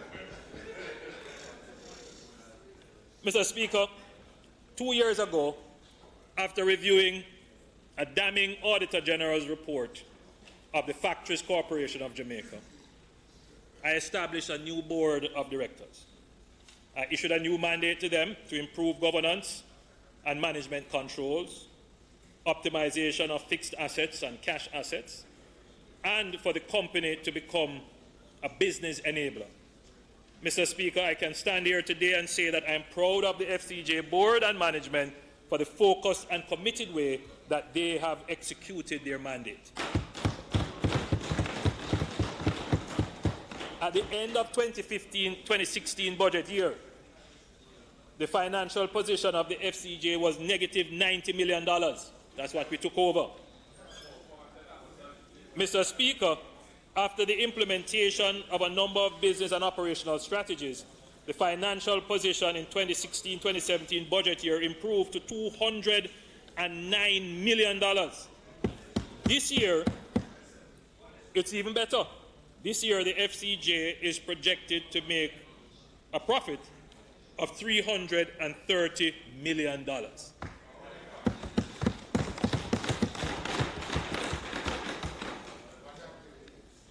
Coming to that. The organizational structure of the FCJ has been strengthened, and a number of management capabilities have been established, which has resulted in the reduction of operational and maintenance costs, greater accuracy in the preparation of engineering designs and costings, greater efficiency in the implementation of projects, better formulation of contracts, which gives greater protection to the company, and enhanced awareness of customer needs and the general public. Mr. Speaker, it is all a matter of good leadership.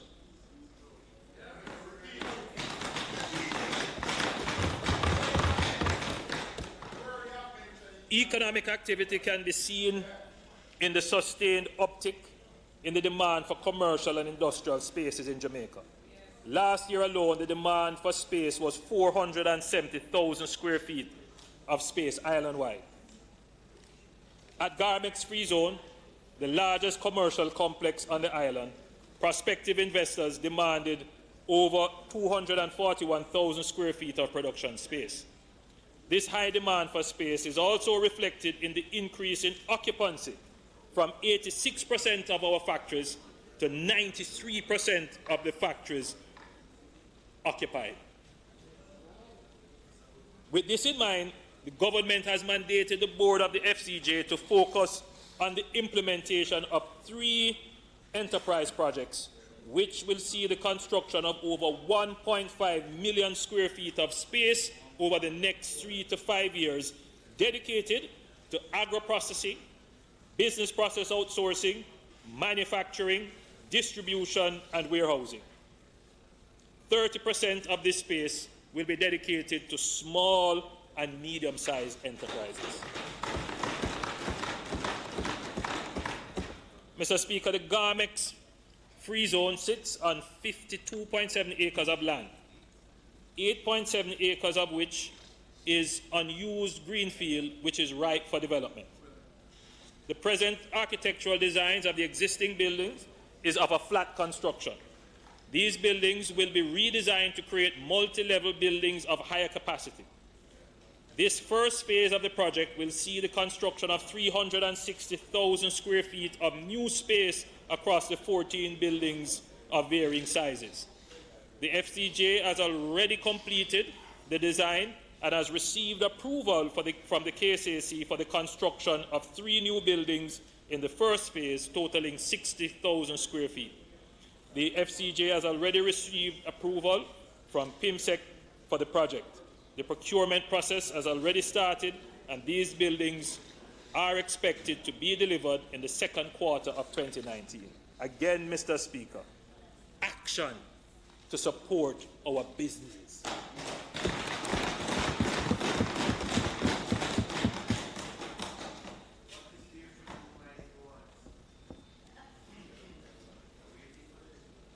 You're waiting for what is there for the little ones, small people, for the poor people. As we listened to the opposition leader present from the stands last week, present from the grandstands actually, shouting loudly to us on the pitch, we were on the pitch, to use the NHD money to fix squatting. I wondered to myself whether he has not been watching the game since he was bowled out.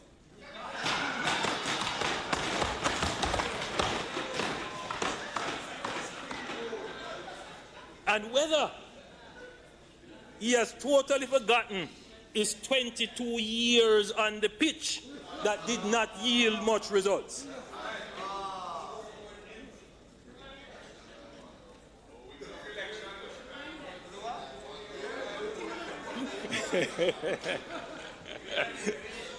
A win is a win.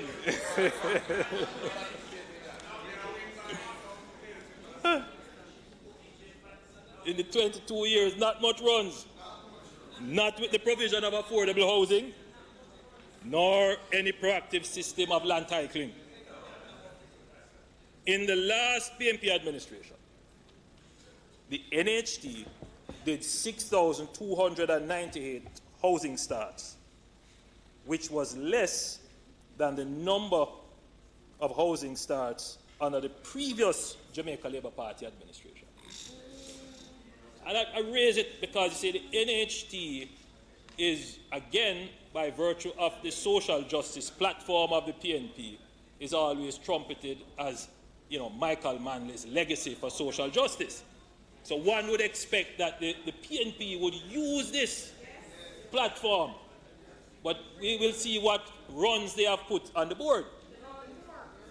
The PNP government, hold on, the PNP government did 1,790 housing starts in 2012, 1,689 housing starts in 2013, 1,549 housing starts in 2014. 1,270 housing starts in 2015. That's the total, 6,298 housing starts over 4 years. Mr. Speaker, in 1 year alone, in the 2017-2018 year, this year, the NHT will complete 5,200 housing starts. That's almost as much as the 4 years of the PNP. 1 year. 1 year. This year, this fiscal year, we will complete 5,200 housing starts. In their 4 years at the Wicked, they did 6,298. Mr. Speaker,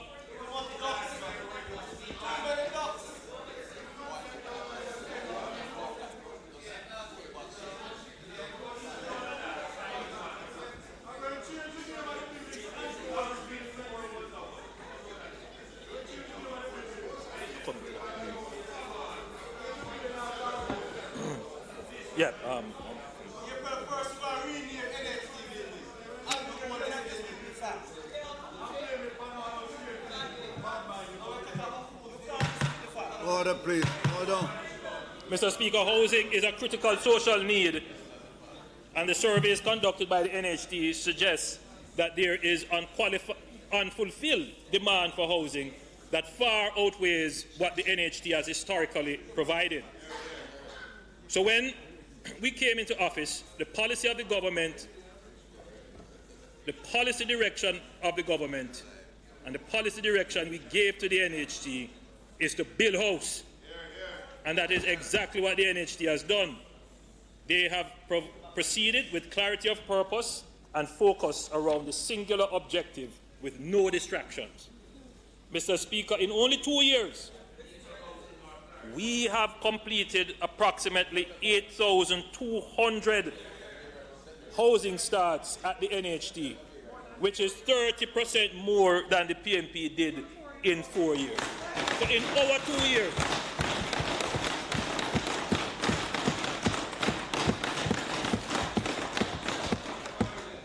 there is more, Mr. Speaker. There is more. Having done 8,200, I have some fact checking for you, you know. I have some coming to it. There is more, Mr. Speaker. Having done 8,200 housing starts already, we are already executing plans to do a total of approximately 22,000 housing starts for the 4-year period to 2020, which would triple what the PNP administration did in their tenure. Mr. Speaker, this is action that will transform the lives of the poor people. I make it a point of duty, Mr. Speaker, to attend all the groundbreakings and handing over ceremonies. I don't miss one. It is the most rewarding feeling to see the joy when homeowners receive the keys to their own homes. One recipient said that I placed prosperity in her hands. I want them to know that this government celebrates with them the accomplishment of owning their own home. That we celebrate people who want to build their own homes. That we are committed to providing affordable, structured, and orderly pathways to owning your own home. Mr. Speaker, these 22,000 housing starts will be spread across Jamaica, and we are innovating to achieve these higher levels of housing outputs. While the private sector participates in the middle, upper, and upper ends of the housing market, they have largely been absent from the affordable housing market, which we deem to be a market failure. Mr. Speaker, we have therefore instituted a developers program at the NHT whereby the private sector is invited through a competitive process to bid on producing affordable housing on lands owned by the NHT according to specifications and price points provided by the NHT. Once the developers are competitively selected and confirmed, they will be responsible for all stages of the process from planning, approvals, through to construction and completion according to the criteria laid out by the NHT. The developers will bear the financing, construction, and completion risk. But to induce their participation in this end of the market, that is the affordable housing end of the market, the NHT will assume the market risk. So we are correcting the market failure by giving this inducement. And by assuming the market risk, we mean that the NHT will purchase the units if they are not sold at the end of completion. So then the developer bears no risk. Really bears a risk, normal risk, which they would bear anyway if they constructed, if they were building. But the risk is mitigated at the point of completion because the NHT will purchase those units. And I think that, Mr. Speaker, that simple innovation, simple action, it doesn't take a rocket scientist to, figure out the economics behind it. But that simple action, we are certain, Mr. Speaker, will bring in private sector participation in this segment of the market and will augment the NHT's capacity in providing housing for the poor people of Jamaica.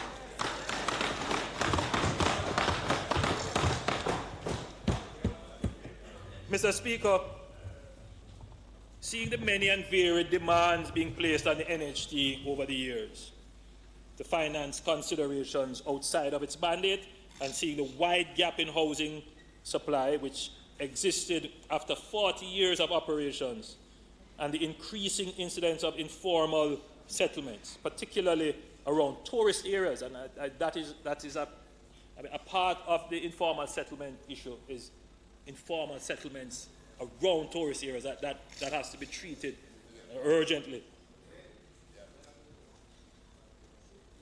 In late 2016, I commissioned a review of the NHT to be led by Ambassador Nigel Clark, now member for Northwestern St. Andrew. The commission, which consisted of members associated with the private sector, the unions, the opposition, and the government, met with stakeholders including NHT contributors, NHT scheme owners, NHT staff, ministries, department, agencies of government, private sector contractors, developers, former chairmen of the NHT, multilaterals, financial institutions. We met with a wide cross-section of stakeholders. And a report was submitted to me in November 2017. I now have the pleasure of tabling the report. It was late. Good. Yes. So the Parliament now has the report in hand. And I, again, just want to pause because I remember when former Prime Minister Pattison started the Education Transformation Project. And the debate was, how would it be funded? The question was answered. We will take $5 billion from the NHT. I found myself in a seriously conflicted position because the position was that we shouldn't take any money, contributors' money from the NHT, but then I wanted the money for education as opposition spokesperson on education at the time.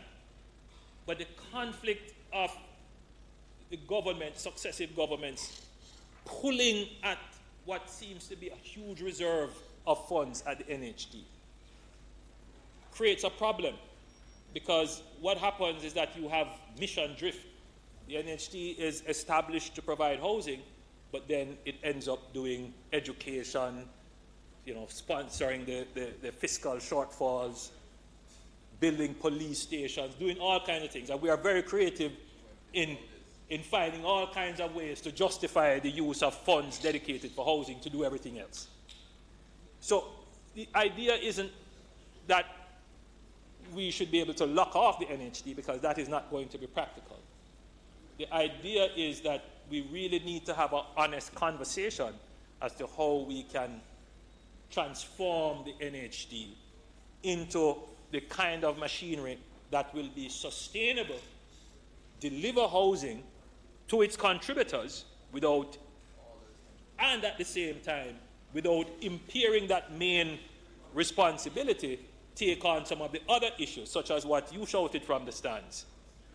Use some of the money to deal with squatting. In fact, in fact, Leader of the Opposition, that is one of the main recommendations of the review. That will require some legislative changes. And because I'm aware that when legislation hits this chamber, we don't always have agreement, and the legislation ends up coming out sometimes not what we expect it to be, I thought it would be good to have this review from an objective point of view to guide our deliberation as lawmakers so that we come up with the right framework for the NHD. So it will, if we are going to do what you propose, what the report proposed, and what I support, which is that we need to use some of the money to deal with squatting, then we have to make sure that it is done in the right way. So I support it, and the report is here to guide our deliberations. At the appropriate time, we will have a debate on it in Parliament, so we get the exchange. But I think we are in a good position to make a truly transformational decision on this national institution, which is the NHD. It may mean as well, because the review also looked at the entire housing sector, that we would have to make some changes to some of the other agencies. For example, if the NHD is going to now take on the responsibility to deal with squatting, then that might be a kind of mission replication, because you already have the housing agency whose mission it is to deal with squatting. And so we may have to also do some public sector rationalization. And the report explores all the options. We can review it and make a decision.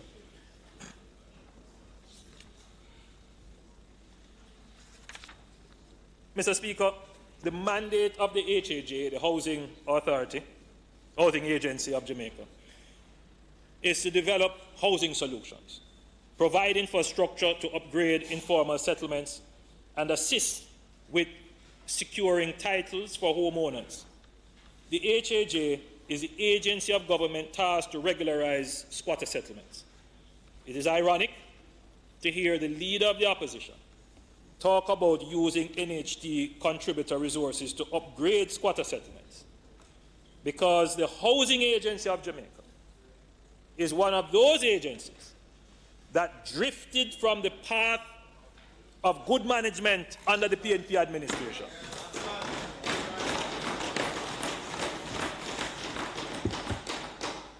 When we took over the government, the HAJ was operating at a loss of 885 million Jamaican dollars. I turned to Minister Chang when I saw it and I said, close it down right away. Close it down right away. Because it was obvious something had gone terribly wrong in the organization. I mean, I gather that housing developments that we started after 4 years were not completed. The cost of the housing solutions escalated to multiple times what the houses could be sold for. Houses that were projected to be sold for $2.5 million end up costing $11 million per house.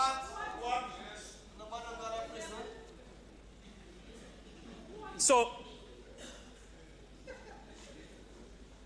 you know, again, the issue of concern about dealing with squatters. I mean, if you really have the concern about the poor, then you have to ensure that government resources are not wasted. The agency established. This is before talking about NHT money now. You already have an agency with a budget, with a loan. We got a loan from China to deal with in 2008.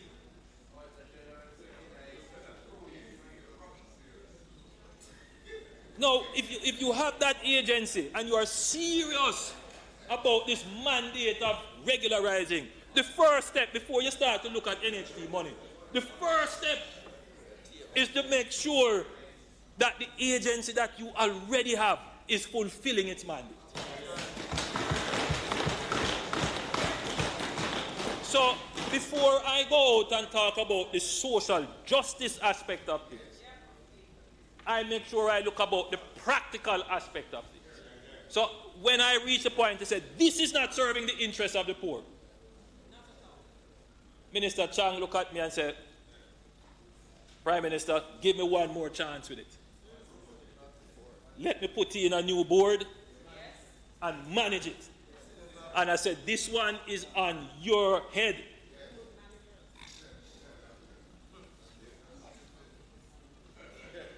I am pleased to announce that under this administration, the housing agency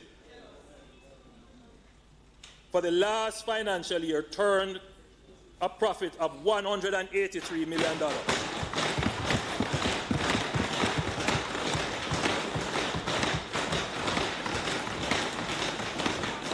And for this financial year, will turn a profit of over $800 million. So the member from Northern Clarendon was asking me, what is in there for the little people?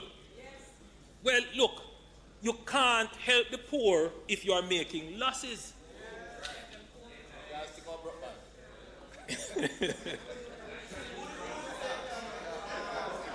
I want to congratulate the board, in particular the board chairman, for continuing to strengthen and stabilize the board. The agency, having focused on returning to profitability and ensuring accountability, will now use those profits to focus on improving the value-added services and opportunities to deliver housing solutions to the people. They will use the profits earned to regularize informal communities by expanding its capability to provide affordable housing through innovative housing solution design and project execution.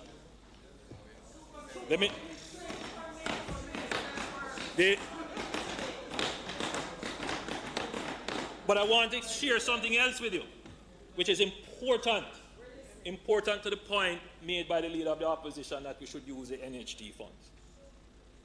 We had already started a program, not fully conceptualized, as to how we would tackle squatting and informal settlement. The first element of the strategy was to rapidly increase the number of housing solutions available in the market. You really need a market-oriented solution to deal with that problem. And getting the NHT to work and getting private sector people to increase the investment in housing will deal with partially some of the squatting problems. The other part of it is that there are some housing settlements that you will not be able to regularize using a market solution. And so what we directed the HAJ to do is to go around and look at all the squatter communities in Jamaica and immediately start to assess what it would take to immediately do an upgrading exercise of their infrastructure and their housing units and get them on the titling system. Immediately, Mr. Speaker, we have already completed 60 communities in terms of assessment. So 60 communities we have already done. So if this Parliament decided to make the decision that we're going to use some NHT funds, we could immediately transition into a procurement exercise because we already know the scope of work that is necessary to address the housing, the upgrading of those quarter settlements. And so the HAJ has already done that. We are ahead of the game on that.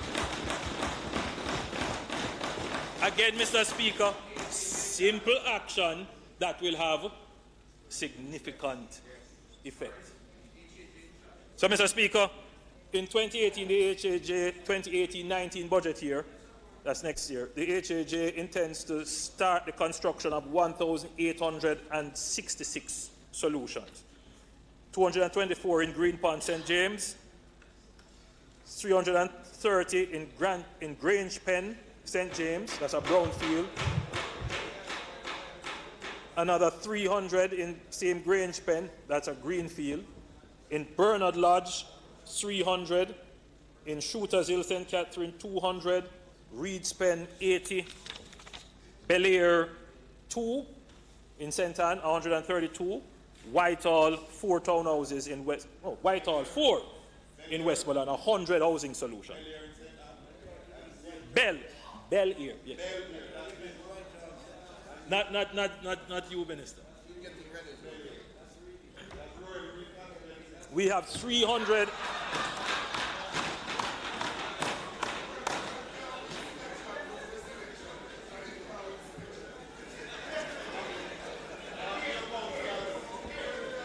Mr. Speaker.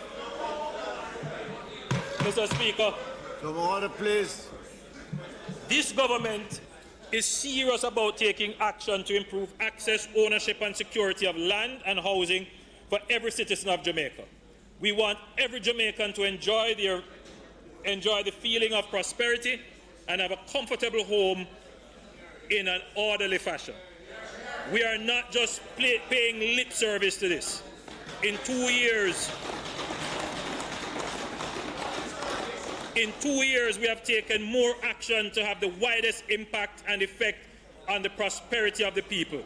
By the completion of this term of my administration, we would have built more homes and given more titles to Jamaicans than did in the last 22 years of the PNP administration.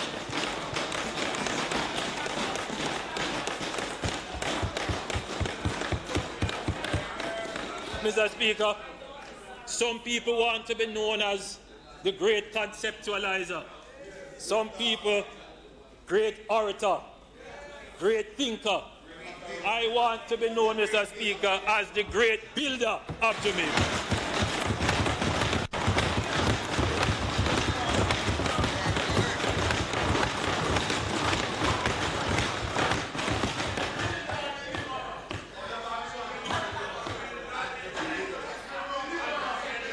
Mr. Speaker,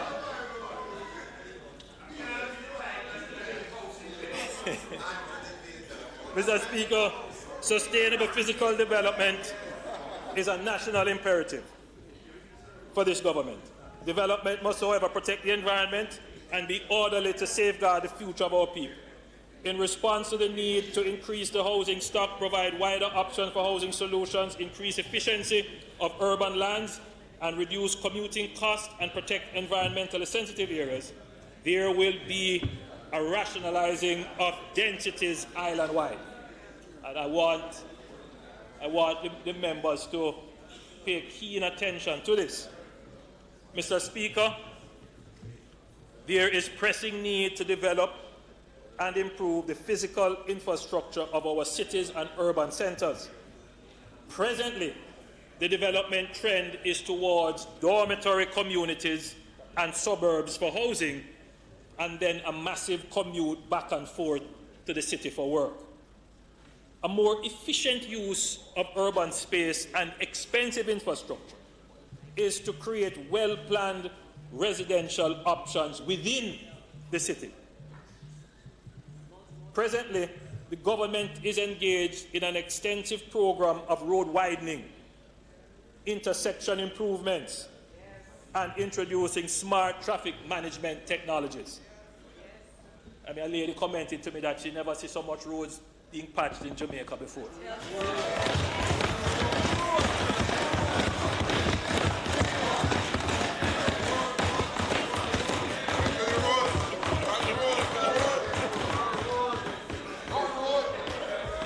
We ask the public to bear with us while we make these improvements to the traffic infrastructure. However, these improvements have a limit in the relief they bring. We can only widen the road so far, we can only improve the intersection so much.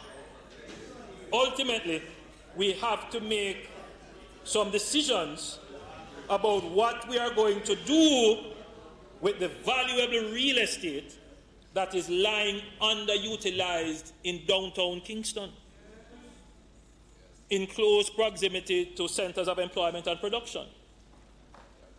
While workers have to commute many miles, wasting time, fuel, and enduring the stress of travel. As an island, land availability is a more binding constraint. No one can argue that we have not utilized our lands in the most strategic ways. As demand for housing and urban facilities increase against a finite land resource, a compelling case is made to review existing residential densities and heights as an integral part of Jamaica's spatial development strategy. Mr. Speaker, the government has taken a policy decision to look at increasing densities, especially in urban areas, to maximize the use of scarce land resources and to take advantage of economies of scale in respect of infrastructural investments such as central sewage systems and mass transit. Mr. Speaker, there are criteria and justification for increasing residential density.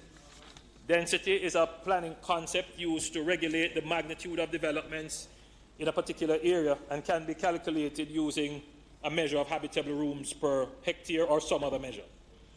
Mr. Speaker, the maximum allowable density is a function of many factors, such as population trend growth versus the actual physical size of the country, and many other issues. A number of areas in Kingston and St. Andrew are being looked at for increased densities. However, there will be no compromising the environmental and aesthetic standards, nor any devaluation of areas that are residential in character. Mr. Speaker, the height of buildings will depend on the constraints placed by the planning authorities. That is the Civil Aviation Authority, the Town and Country Planning Authority, NEPA, and the municipal corporations. I am advised that the Town and Country Planning Authority and NEPA, along with selected professionals, are having discussions with the Civil Aviation Authority in coming to a final determination as to the zones in the city where greater height can be attained without compromising aircraft safety. The prescribed zones will be named when the NEPA and the Town and Country Planning Authority completes the consultations with the stakeholders. Other urban and suburban areas in Jamaica, including Montego Bay, Ocho Rios, and Negril, will also be included based on the criteria factors listed as agreed on by NEPA and the Town and Country Planning Authority. Mr. Speaker, this development focus and strategy will also provide for the renewal of older neighborhoods and housing stock and begin to stem suburban sprawl. And that is a new emerging phenomenon. We are building out right around Kingston dormitory communities. When you have land in Kingston, that we really should be encouraging its development. It is imperative that densities, especially on the plains, be increased in order to further enhance sustainable development opportunities, reduce carbon footprint, and maximize the use of scarce urban land. Mr. Speaker, the decision to allow greater densities and heights will be dependent on whether the intended development proposal satisfies all the relevant planning and other criteria governing developments. Mr. Speaker, in general, the areas will be selected on the following main factors. The areas have central location, they have access to bus routes and arterial roads, they are relatively flat and well-drained terrain, ability for connection to present or planned sewer mains, and relatively large lot size and potential for amalgamation. Mr. Speaker, Kingston City is entering into a new phase in its existence. I would like to think of it as a period of renewal. I'm sure you cannot recall seeing so many construction cranes in the city at once.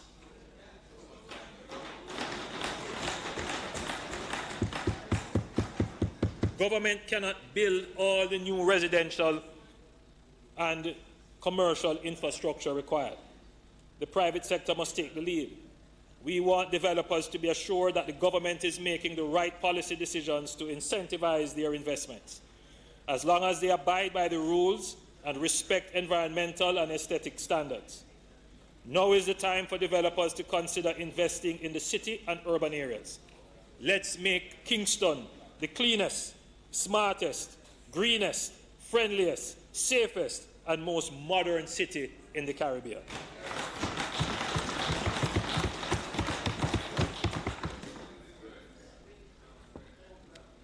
Mr. Speaker, I'm pleased to announce that last week Cabinet approved the Bernard Lodge Land Use Master Plan for the development of an urban community in the area. Again, Mr. Speaker, we consider the issue of the urban sprawl. Many developers had their eyes on the Bernard Lodge lands, and the sugar company was willing to sell. But we don't want the haphazard development that is happening now. The Cabinet therefore decided to develop a master plan for those lands. I saw the presentation. It was well done. I think it's one of the best master plans. It allows for residential, commercial, light industrial, but importantly, agricultural use. All in one. All in one. So it's not just residents. It's literally creating a new town so that people can live close to where they work and work close to where they live. Provision is made for environmental issues, for drainage, for infrastructure, and the way in which, and social services. The way in which the infrastructure is going to be provided is that the people who want to access the land will have to pay an impact fee. They will have to participate in the development of the infrastructure. And so we are taking a different approach to how we approve development. When this is complete, having gone through the processes prescribed by government, 17,000 new homes, commercial and agricultural development. 17,000 new homes plus the other uses will be accommodated in this area. So if you're talking, Mr. Speaker, about us expanding options and access to housing and communities, this government is going to make a radical transformation of the housing landscape in Jamaica.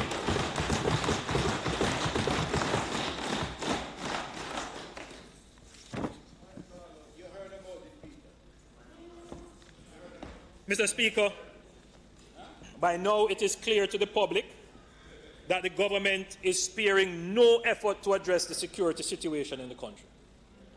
Last Sunday, On the advice of the security forces, I advised the Governor General to declare a state of public emergency in a section of St. Catherine, approximating the St. Catherine North Police Division.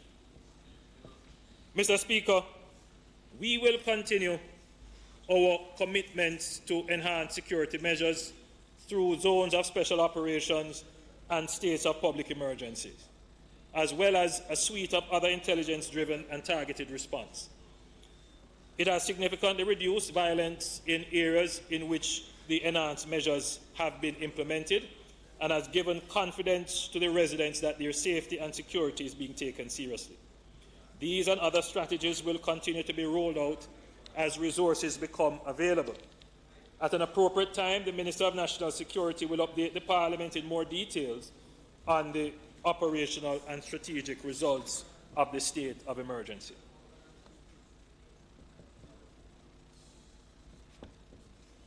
Mr. Speaker, the two main threats to our national security are guns and gangs. Those are the two main threats. There is a legitimate call for a plan of action around which the nation can rally, and I've heard the calls. We have developed elements of such a plan. However, a key element which is not currently there is political consensus. I have started the process of reaching out to the opposition to build this consensus, and I have seen reciprocal signs. The very royal talks are scheduled to begin soon, and I'm hopeful that an understanding can be reached. I have invited the opposition spokesman on security to attend the next sitting of the National Security Council to discuss elements of the crime plan and to share the ideas the opposition would like to see incorporated in such a plan. The political consensus is necessary, as we would have learned from the passage of the Zone of Special Operations. The National Security Plan, the Plan Secure Jamaica, calls for new legislation and amendments to existing legislation. The process could yield less effective results if there is no common understanding. I am confident we can reach an understanding to put national security above politics in the same way the government and the opposition have rallied around to pass legislation relating to IMF targets. Mr. Speaker, the government will be bringing a series of amendments to the Firearm Act to Parliament in order to discourage the possession and or dealing in illegal firearms and ammunition. There will be a number of new offences such as trafficking, dealing and distributing, which will better define the various illicit activities within the illegal firearm trade. It is wholly unacceptable that so many lives are being lost to persons with illegal firearms, and this administration resolves to treat with this problem with the seriousness it deserves. The amendments will also streamline the regulation of the legal firearm trade and the functions and activities of the Firearm Licensing Authority.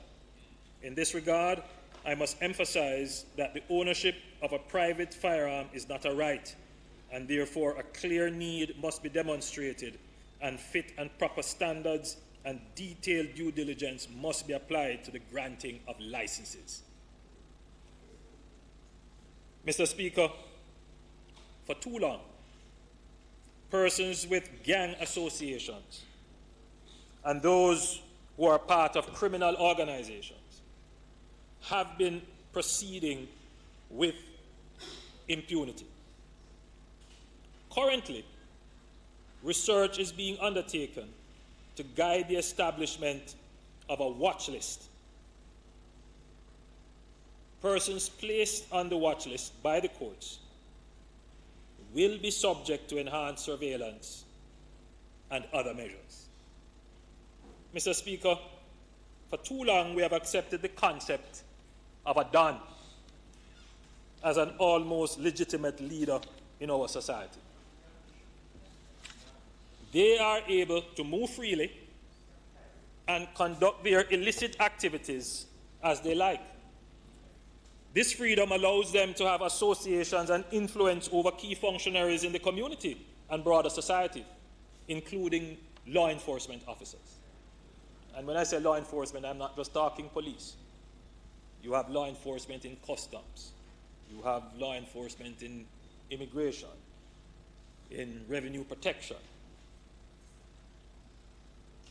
It's amazing how information about some of our operations, within minutes of the decisions being taken, the criminal dons know. We get back the intelligence reports.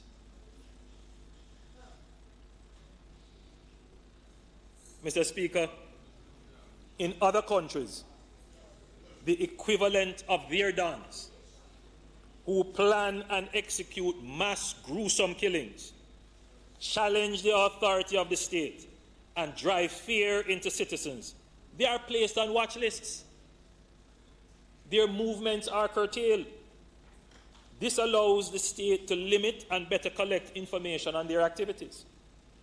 It is now time to decisively deal with gang leaders and dons.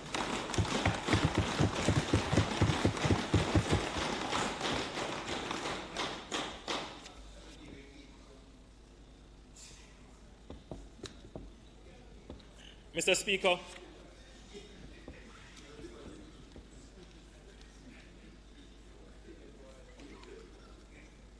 I listened to the opposition presentation last week, and they seemed intent on having the Jamaican people forget how we really got to where we are.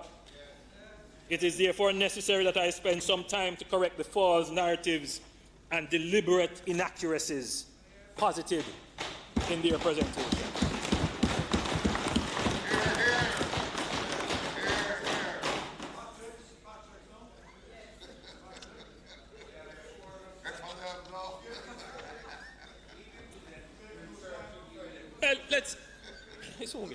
Well, let's start with basket of prices.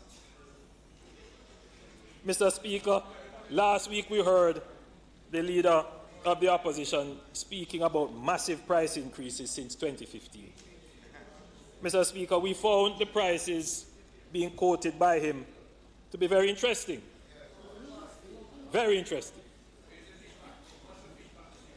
You know, you can't, since we come in, no, I can't tell you last I hear about that.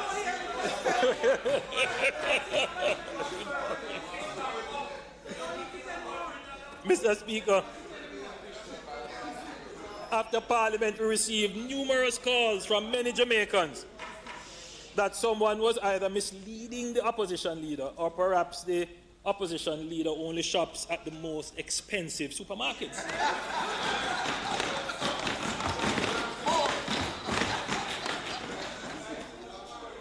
Mr. Speaker, we know the reality, but being prudent, we did our checks.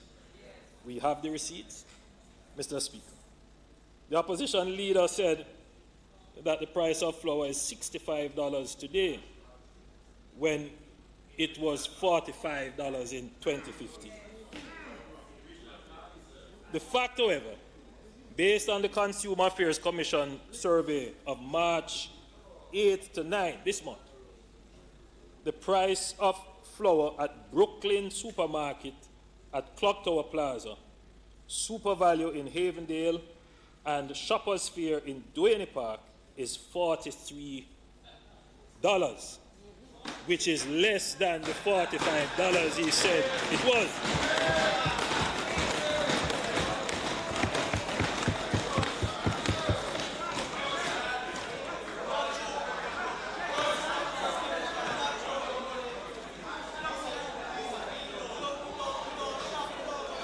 Mr. Speaker,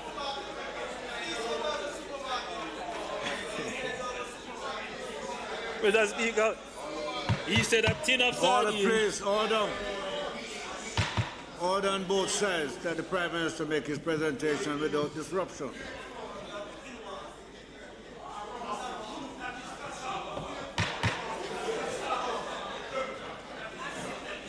Mr. Speaker, he said a tin of sardine is now $160, up from $108 in 2015. But the same supermarkets sell sardine at $120.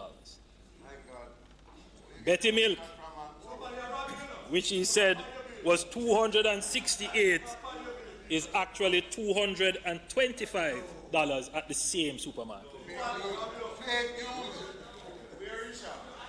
So my opposition leader, my wife Juliet asked me to give you a frugal tip.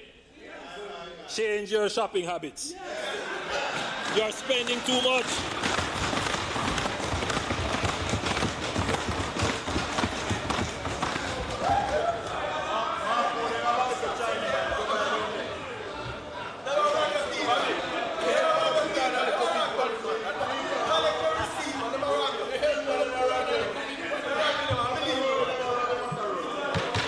Okay, members, the Prime Minister has not complete his presentation.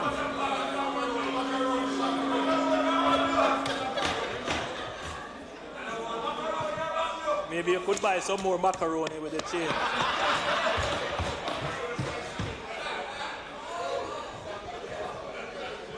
The Jamaican people will not forget that during a period when the world economy grew at an unprecedented rate in the 1990s and early 2000s, the PNP government of that time presided over the largest growth in national debt of any administration in Jamaica.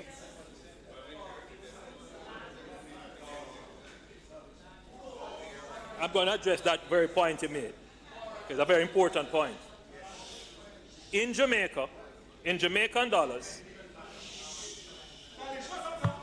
All the members, please. in Jamaican dollars, our national debt under the PNP soared from approximately $45 billion in 1990-91 to almost $1 trillion by 2007, an increase of approximately 2,000%. And this was accompanied by horrendous experiences of personal ruin.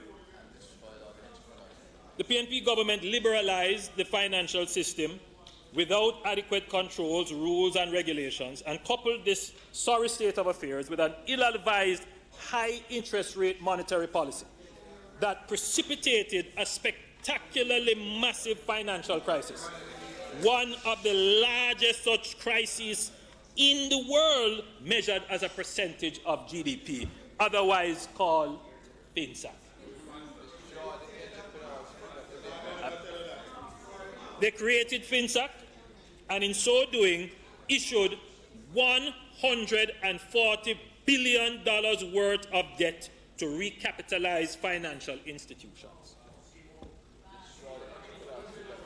What they did, Mr. Speaker, was to socialize private debt, meaning that they took the debt of the private individual to the banks and of banks themselves and placed it on the national debt on the backs of the poor people of Jamaica.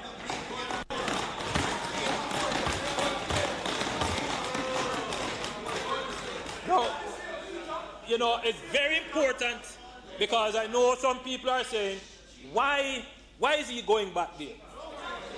But you see, unlike your point, member from Southwest, South St. Andrew, that, well, the debt at one time in the 80s was, what, 100 and 200% of GDP. It's a slight difference because by the time you got into office, that the effect of that debt overhang would have already been cleared. You had several debt write-offs with the Paris Club and all kinds of forgiveness. So, you know, and then we grew out of that debt crisis. I mean, that was caused by a fallout in bauxite earnings.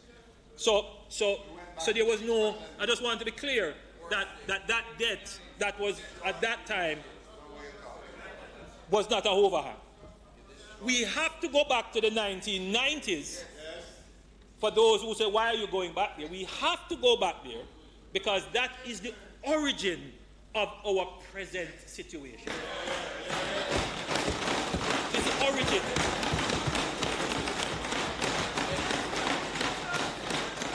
It is, I know, and I'm going to be, please, I'm going to be as fair as I can in dissecting this matter. And it might be uncomfortable for some listening. But I believe that the Parliament needs some kind of catharsis on this issue.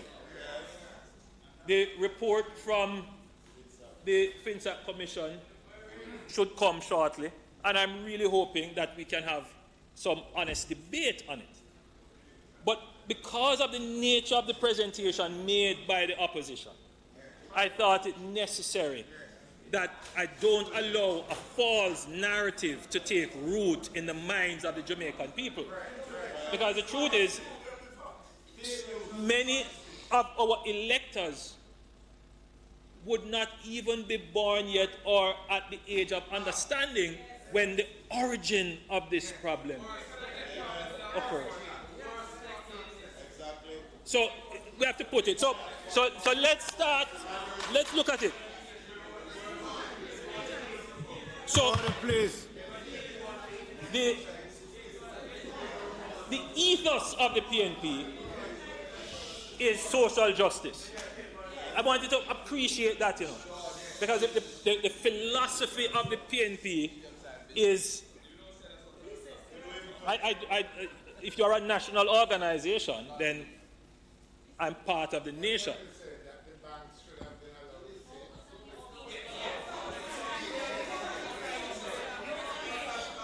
So, I think the dilemma, leader of the opposition, and it's a real dilemma, the real dilemma, should the poor people bear the financial profligacy of persons who have access to great wealth?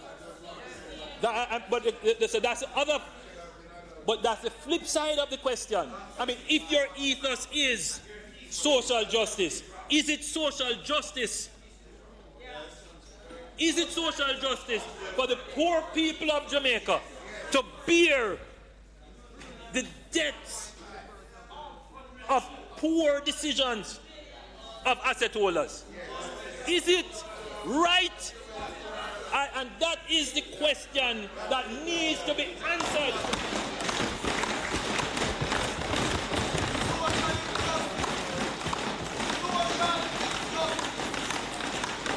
No, leader of the opposition, I am not going to debate.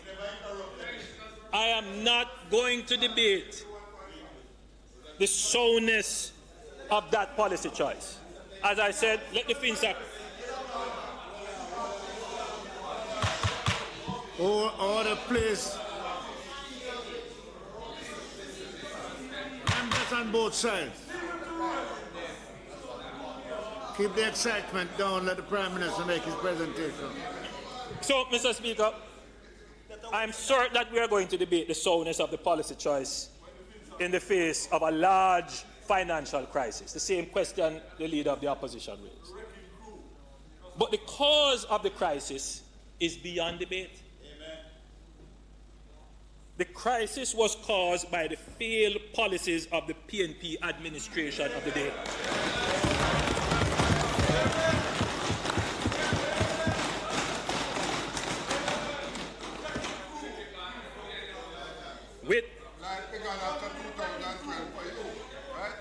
With the stroke of a pen, by the single executive decision, the national debt ballooned to unsustainable levels, with the debt to GDP ratio growing from 70% in 1996 to just under 125% by 2003 and falling to just under 115% by 2006-2007 when we took office.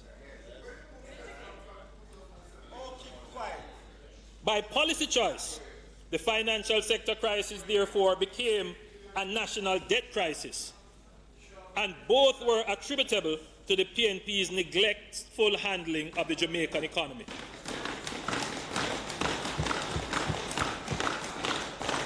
Jamaica is still haunted by the irresponsible economic decisions of that period. The tragedy is that 20 years later, we still find ourselves in the grip of the national debt crisis. It has taken an entire generation to right the economic wrongs of the PNP government of the 1990s, and we are still mired in the economic problem they created.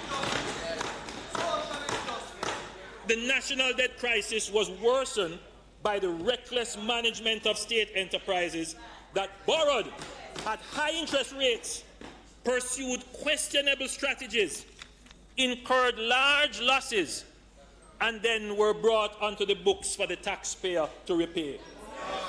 Like HAJ, like Factories Corporation, like JUTC,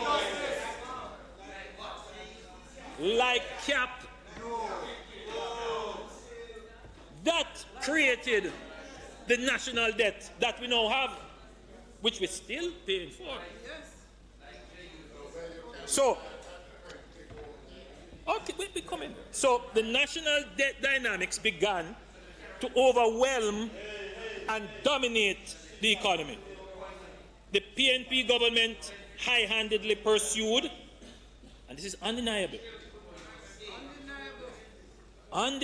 pursued a combination of high interest rate and high inflation at the same time to keep itself afloat.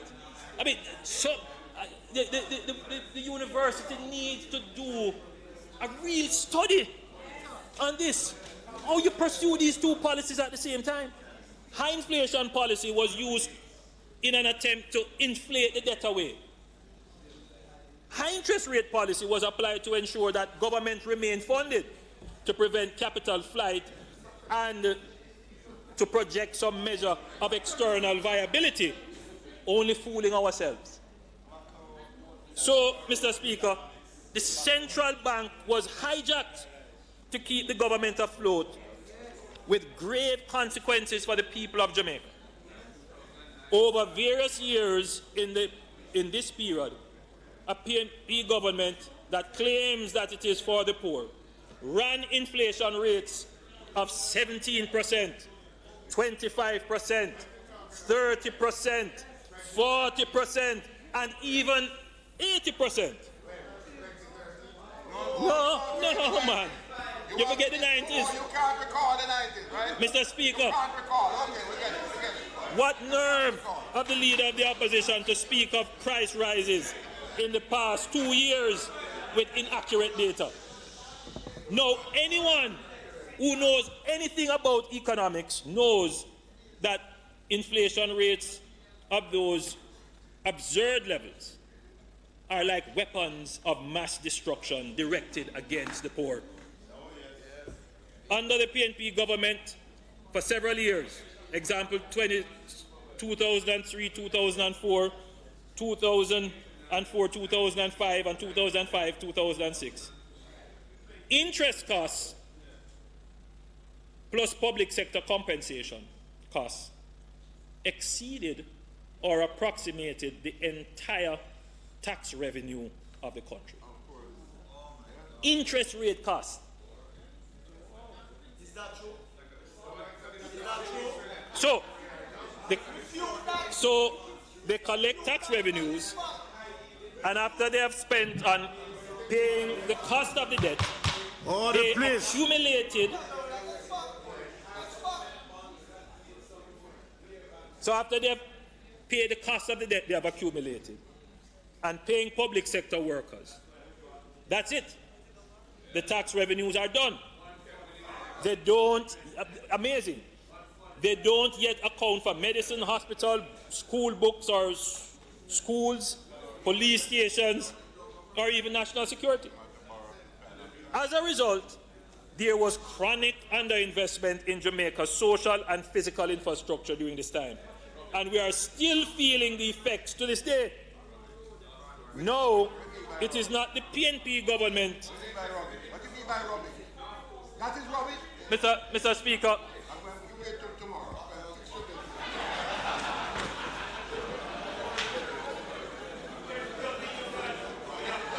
Mr. Speaker, Order, men. Members, it please. is not that the PNP government never got advice. The truth is that them ignore the advice. Everyone should read the various IMF reports on Jamaica during this period. Even after Tata IMF, the IMF still did reports on Jamaica. And they make interesting reading. I read them for this presentation in preparation. Mr. Speaker, one presentation, one review of Jamaica during the PNP era of that 18 and a half years was done by the World Bank. It's the 2005 review of Jamaica's public expenditure. I encourage all Jamaicans who want to get a real understanding of the fiscal management of the country under the PNP, or rather mismanagement, to just go on the internet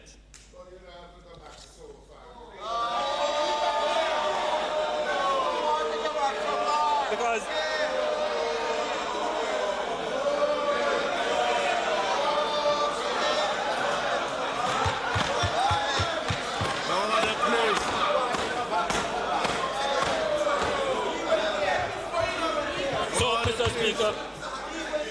Mr. Speaker, I encourage all Jamaicans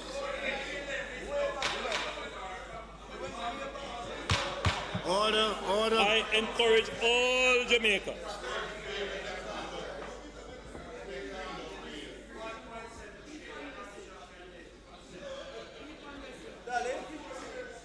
to read the World Bank's 2005 review of Jamaica's public expenditure performance. It is an independent but shocking account of the PNP's recklessness. The economy was characterized by grave macroeconomic instability, structural disincentives to produce, high levels of uncertainty, and a huge premium for parking cash in the vaults of government, earning ridiculously, really high returns.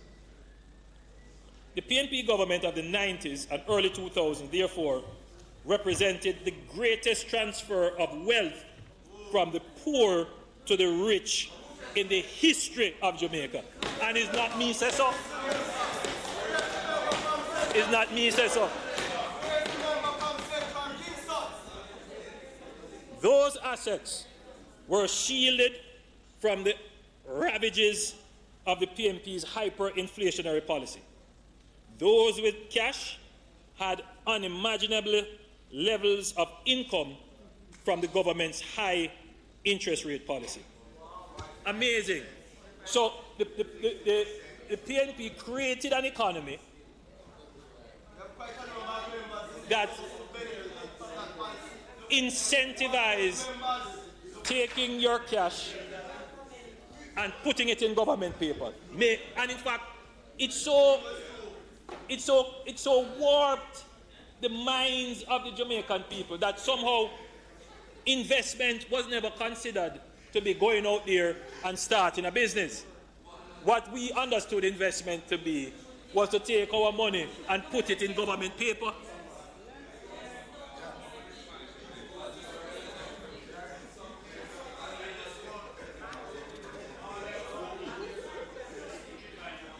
And so if you had money, but here's the real issue now.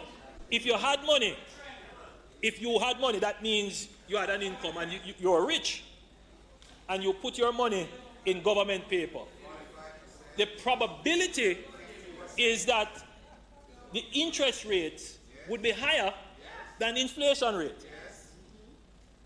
The interest rate would be higher than the inflation rate. So you're getting a higher real return. But if you have no income, or you have a fixed income, or you have a small business, which means you're poor, you are not going to benefit from the interest rates. What you are going to face is the constant erosion of any income that you have because of inflation. And again, it raises the question of the social justice ethos of the PNP. How was that socially just? Social injustice, Prime Minister. Social injustice.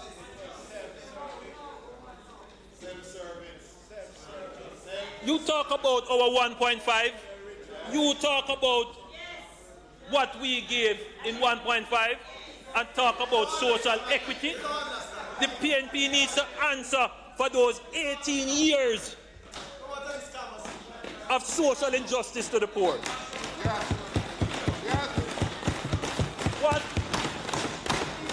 What we have done with 1.5 created social safety net protection, made sure that it was horizontally equitable, made sure that we protected the poor, and at the same time secured increased tax revenues, which we in turn use to support the programs of the poor like hope and housing and fast.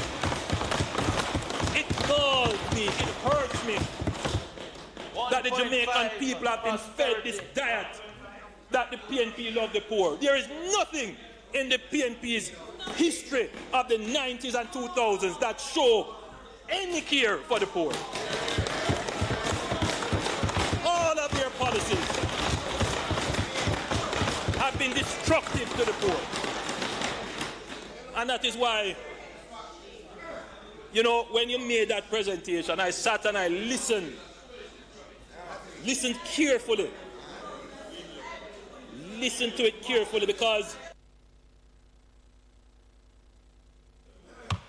order, please.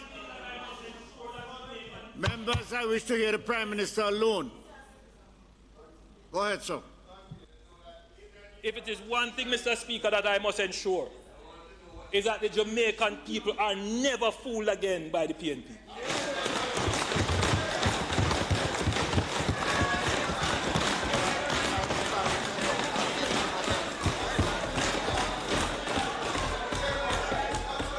As a result of the economic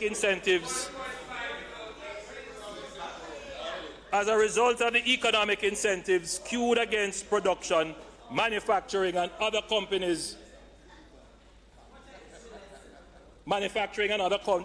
left Jamaica in droves during this PNP reign, relocating to Trinidad, Dominican Republic, and various Central American countries. In the process, Jamaica lost employment, skills, and technological transfer, and most importantly, confidence.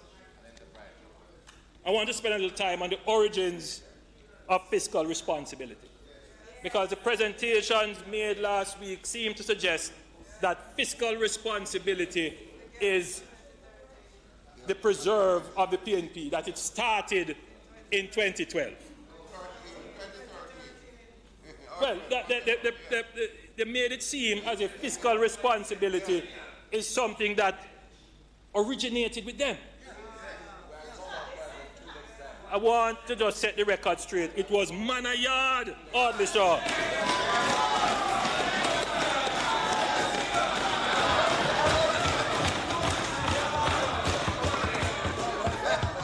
And I remember it so well when we were in opposition, oddly. When you used to tell them, go and talk to the multilaterals. You are borrowing at 20% when you could get loan at 2%.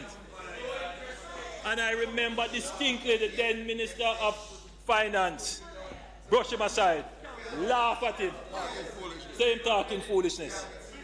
Could get single-digit loan.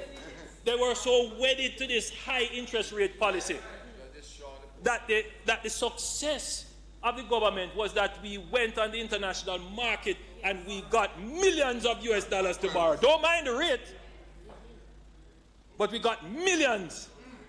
Don't mind the rate. That was the success of the government. I'm coming to that. It was Prime Minister Bruce Golding who pointed out. Order, please.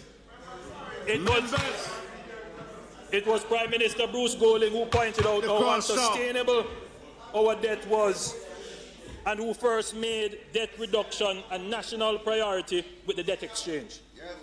Today, there is bipartisan consensus around the goal of national debt reduction, and that is something to celebrate. Yes. But don't come in here and try to fool the people that it all started with the PNP in 2013. Lie. Mash down that lie. Fiscal incentive was the hallmark of the 18-year PNP government, and the data, statistics, and results from that period speaks for themselves.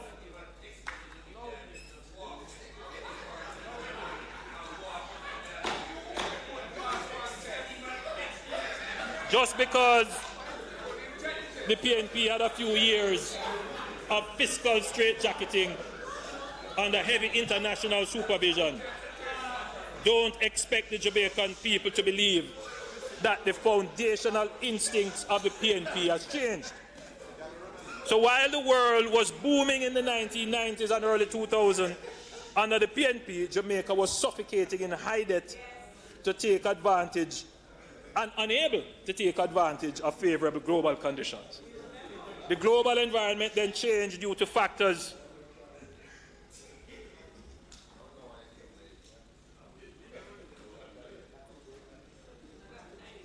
in 2009. There was a global recession. Jamaica was heavily exposed with high levels of the inherited public debt, ramshackle fiscal accounts, weak public management, and a distorted economic incentive structure. Overnight, bauxite companies that were part of a complex international commercial organization found that it did not make sense for them to continue producing in Jamaica for varied reasons. Jobs were lost and export revenues shrank. Due to job losses from the global crisis in the United States, the United Kingdom, and Canada, remittances to Jamaica shriveled and our balance of payment was imperiled. Corresponding banks reeling from the financial compression that accompanied the global recession cut their corresponding banking lines to Jamaica, which sucked liquidity and in turn affected Jamaican businesses. Tax revenue in Jamaica collapsed as the compounded effect of these forces meant reduced consumption in Jamaica, reduced income for Jamaicans, and reduced economic activity in Jamaica. This is what the JLP government of 2007 inherited: a chronically weak, highly indebted, and vulnerable domestic economic environment facing the full onslaught of the worst global recession in 70 years.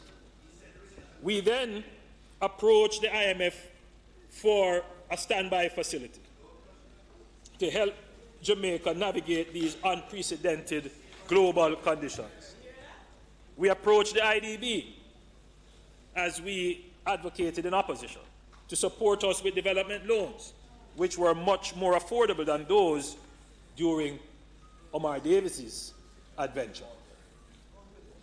It was therefore the JLP government of 2007 that for the first time pursued policies that considered the national debt as unsustainable.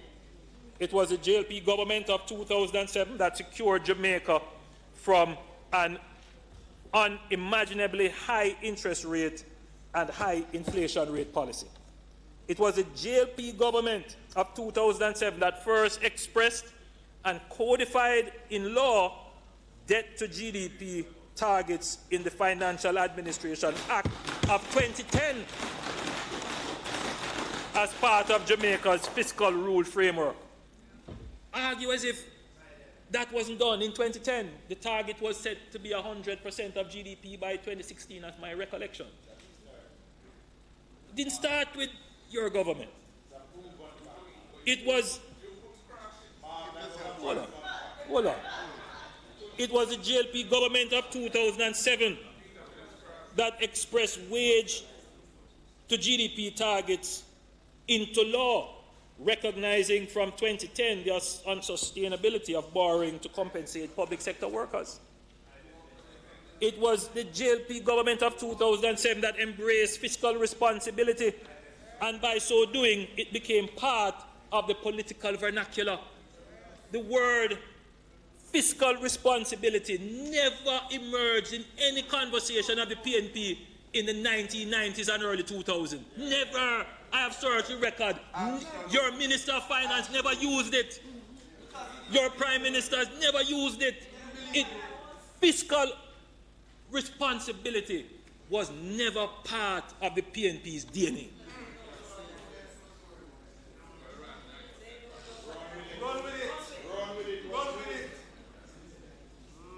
It was the JLP government of 2007 that, in pursuit of greater fiscal certainty, divested state agencies such as the Sugar Company of Jamaica, the sugar factories, and Air Jamaica, which was losing at the time tens of billions of dollars. That's undeniable. We took these difficult steps at the time to restore Jamaica's fiscal stability. That is arguable. Hold on.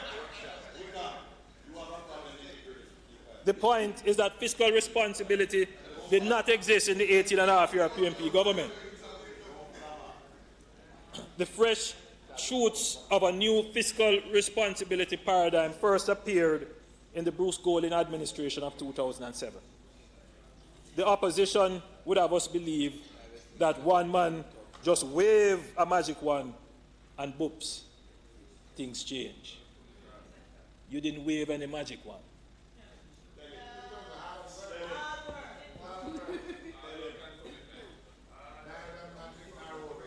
But, Mr. Speaker, there is another part of the story which must be told.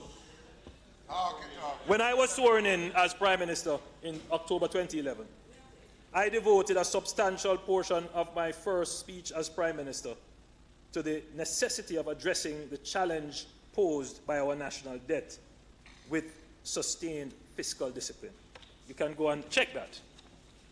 As Prime Minister, towards the end of 2011, I went to the people of Jamaica in a mass meeting with tens of thousands in attendance and with full media saturation, and told the people the truth, that fiscal consolidation had to be pursued and it would only gain momentum. I think I termed it as bitter medicine. Of course, the story is well known. I found myself as leader of the opposition within weeks. But the people of Jamaica later learned that I had told them the truth.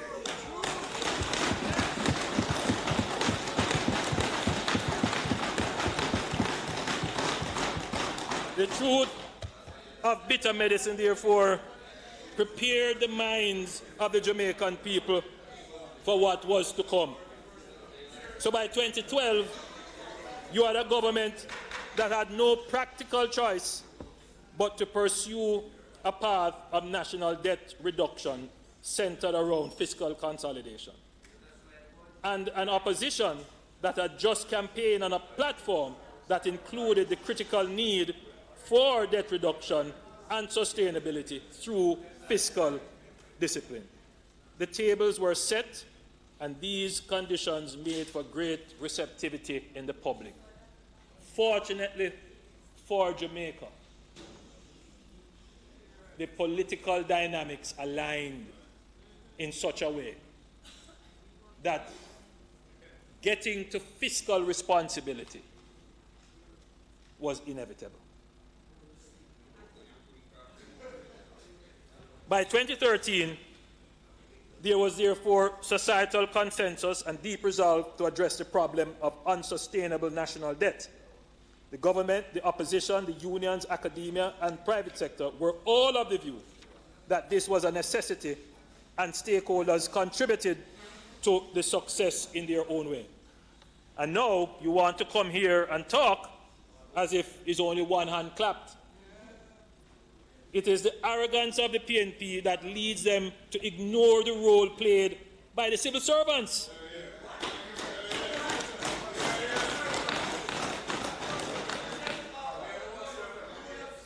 The workers who sacrifice through wage freezes to achieve the fiscal certainty that you are coming to claim ownership for. Right? And now, to behave as if when we were the opposition, we played our part. There was no bill that you brought to Parliament.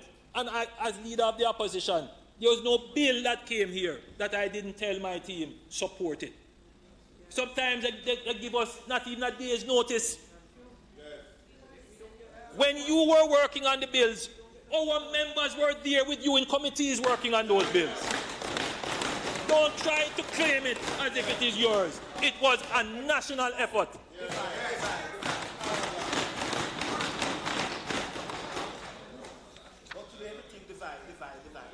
No, we are not here trying to deny that the PNP government successfully negotiated an IMF deal in 2013 and executed by passing all the IMF tests. That we're not trying to take that away from you. No, not brush over it. I am the one acknowledging it here, not brush over it. And it is to your credit. But at the same time, it is only poetic justice that you who created the problem played a significant role in the solution. And that is it.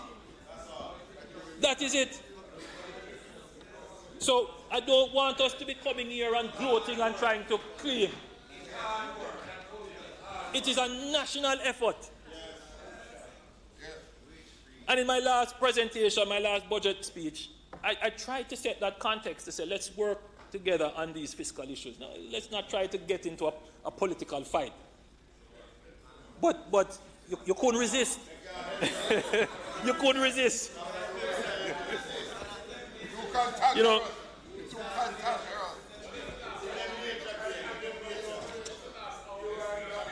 Right?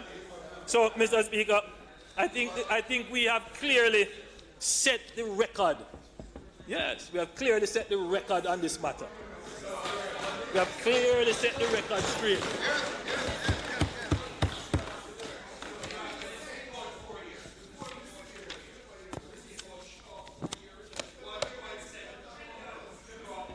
Daddy, shut up down there.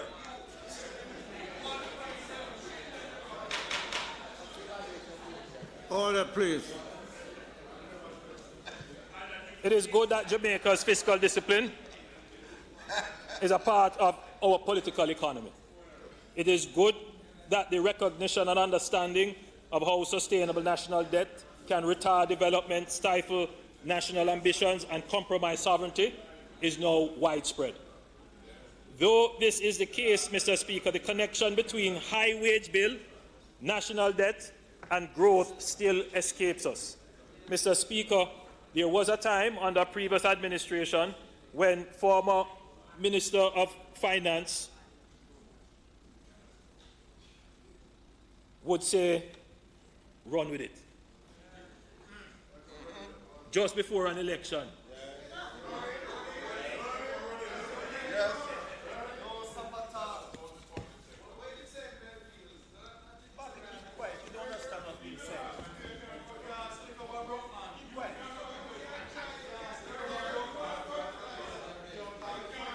There was a time when interest costs and compensation exceeded tax revenues.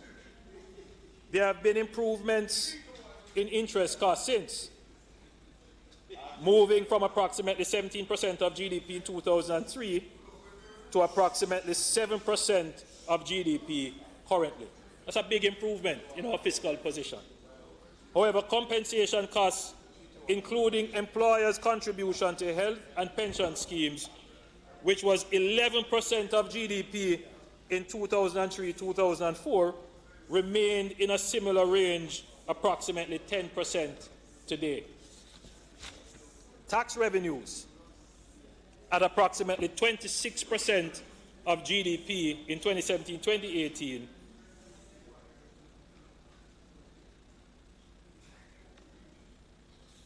with tax revenues at approximately 26% of GDP in 2017-2018, wages defined and interest still represent a substantial majority of tax revenues. In fact, when you take the wages and interest, they are now 65% of total tax revenues. A big change, but still significant, 65% of tax revenues. So, Mr. Speaker, let me be among the first to say in this House that this is unsustainable. This is not to blame public sector employees. Let me repeat, no one is blaming the hard-working, patriotic public sector employee.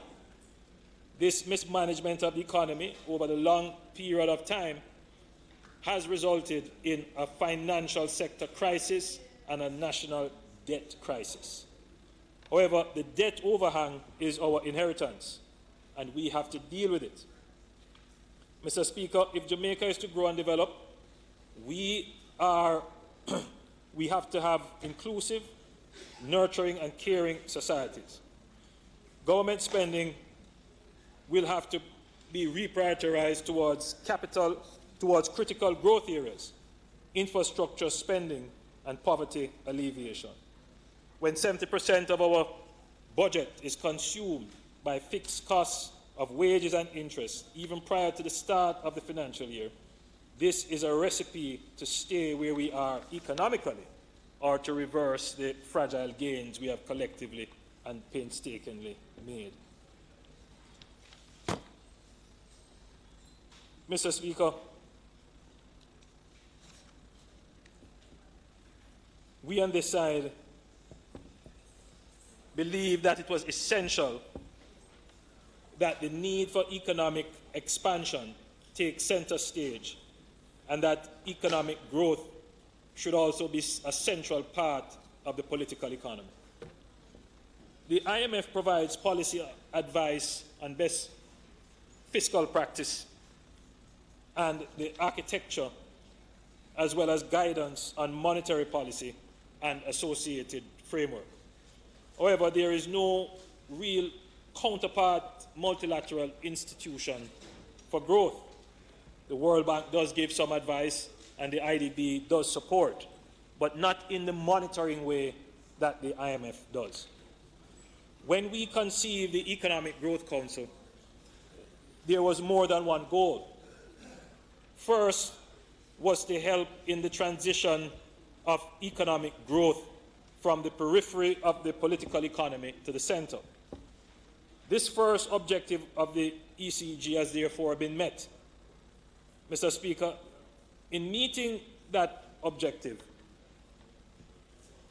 we went around and had consultations with a broad cross-section of Jamaica, including the opposition. We consulted to get your policies. We consulted to hear your thinking on growth. And we put that in a document that is the Economic Growth Council. And they gave that document to the government, which effectively creates a roadmap of growth strategies and policies that the government should pursue. So they have completed the task that they have been given in terms of making growth a buzzword. And when Michael Leachin, the great marketer that he is, came up with the idea of 5 in 4, it was to get the average man excited about the prospects and possibilities of growth. That is what 5 in 4 is.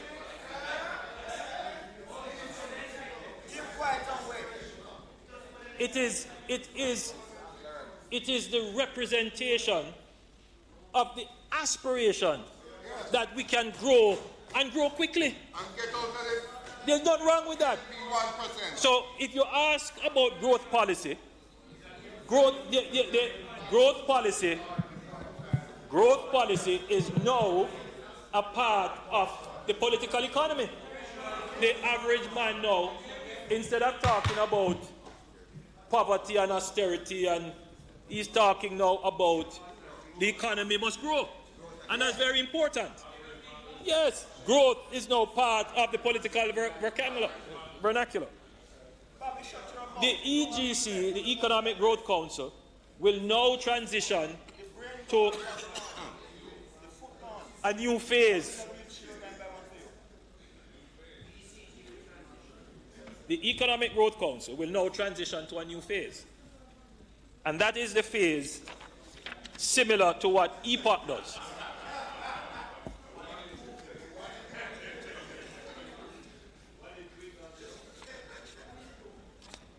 It will transition to a role similar to that of EPOC. EPOC was established to ensure that the policies of fiscal responsibility and discipline that were agreed, that there was an independent stakeholder body that would ensure the oversight of government actions, and that government should be faithful to those policies. The EGC will now take on its monitoring role to see to it that the government is executing the growth policies that we agreed to in the document that they prepared and sent to us. So the EGC has that new responsibility now, and you will begin to see that being rolled out, giving regular updates to the country about the government's performance and specific growth-related policies. It has another function which it is currently working on, and that is to become ambassadors for investment. And the members of the EGC are now working in their private capacity to bring in large investors into the island. At another time, I'll give a more comprehensive report on the function of the EGC in this regard.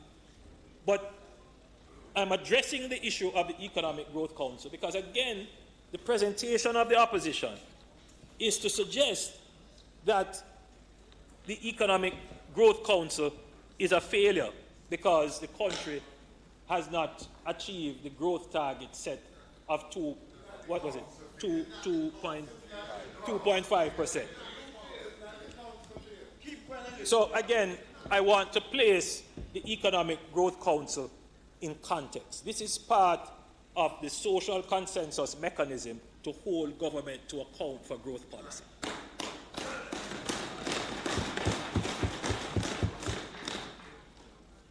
Mr. Speaker, the leader of the opposition spoke about macaroni.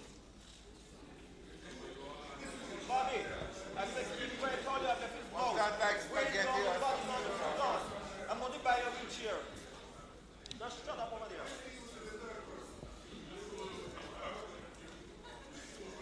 And Mr. Speaker, we couldn't figure out who he was calling macaroni or who he was referring to. But Mr. Portland found macaroni. Apparently, Mr. Speaker, macaroni operates a bus. And he lent his bus. He lent his bus for a day to a friend who happens to be a supporter of the leader of the opposition.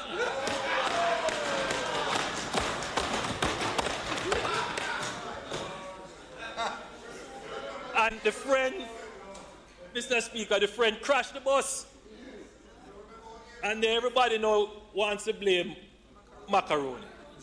I mean, the story is just so ironic, apropos. I mean, the story is the leader of the opposition in this presentation tried to blame the government for everything.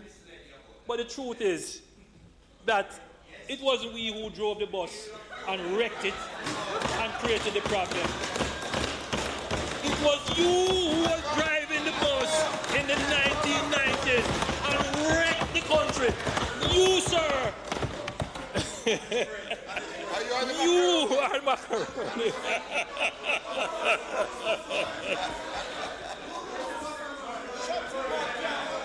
And I believe macaroni is here. I believe macaroni is here.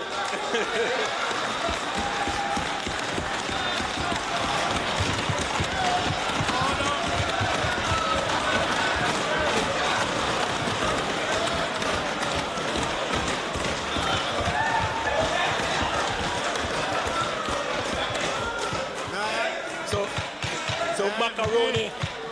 May I advise members in the gallery? Order, please. Members in the gallery, when you came in, you were advised. Macaroni gave me a message. Not to participate. He said, leave him alone. Don't call him name. All right?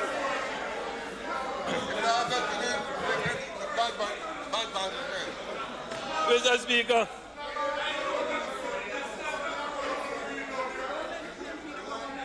Mr. Speaker, I have so much things to say, but the hour is what it is, and I'm going to scrap the rest of the speech because there's so much to report, so much good news to give to the country about the actions of this government, actions yielding prosperity.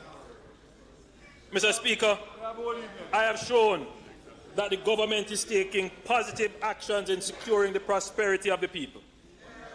Our stewardship of the government has been effective in delivering jobs, housing, and infrastructure development.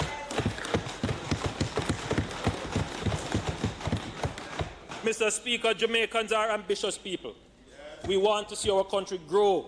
We want to be able to enjoy the beauty and tranquility of our country, free of crime and violence. The government has not shirked from the difficult challenges of crime and low economic growth. Any fair observer would agree that the government is working hard and smart in this regard. Achieving economic growth and conquering the crime monster are national goals. Let us elevate these goals above politics and work together to achieve them. Mr. Speaker, this is a relay. The opposition, PNP, has handed over the baton at the penultimate leg. It shouldn't be that they are hoping that we will drop the baton or pull up in such a critical race, or celebrate when our growth time looks slow. Let us be like our winning Olympic relay team in these matters, doing our best and hoping for the best for Team Jamaica.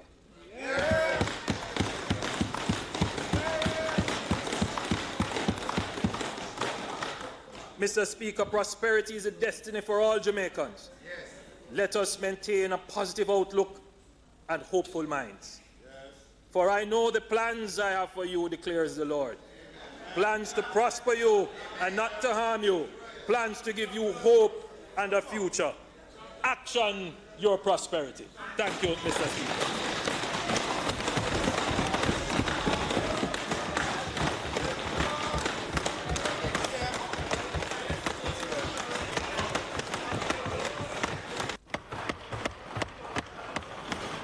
Order. Members in the gallery, please keep your seat and await the adjournment of the House.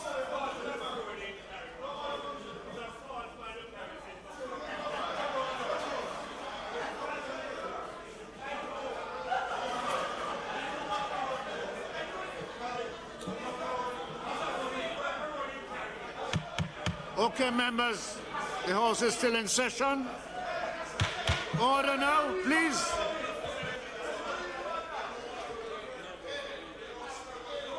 Mr. Minister. Mr. Speaker, I ask for the suspension of the debate on the appropriation bill until tomorrow, 2 o'clock, when the Honourable Minister of Finance will close the debate. Those in favour? Those against? As have it. This Honourable House stands. Mr. Speaker, is not intended to do any further business today, so I ask for the House to be adjourned until tomorrow, 2 p.m. The motion is that the House be adjourned until tomorrow at 2 p.m. Those in favour? Those against? As have it. This Honourable House now stands adjourned. All members in the gallery stay put until the mace go through the door. Please.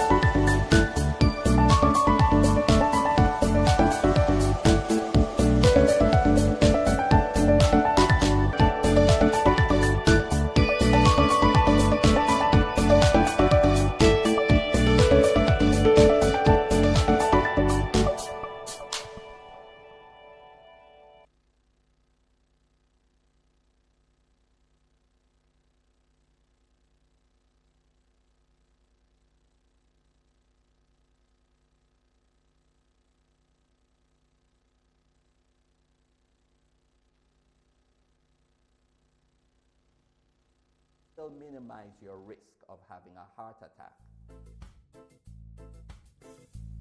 Remember, having a healthy heart is the key to a healthy life.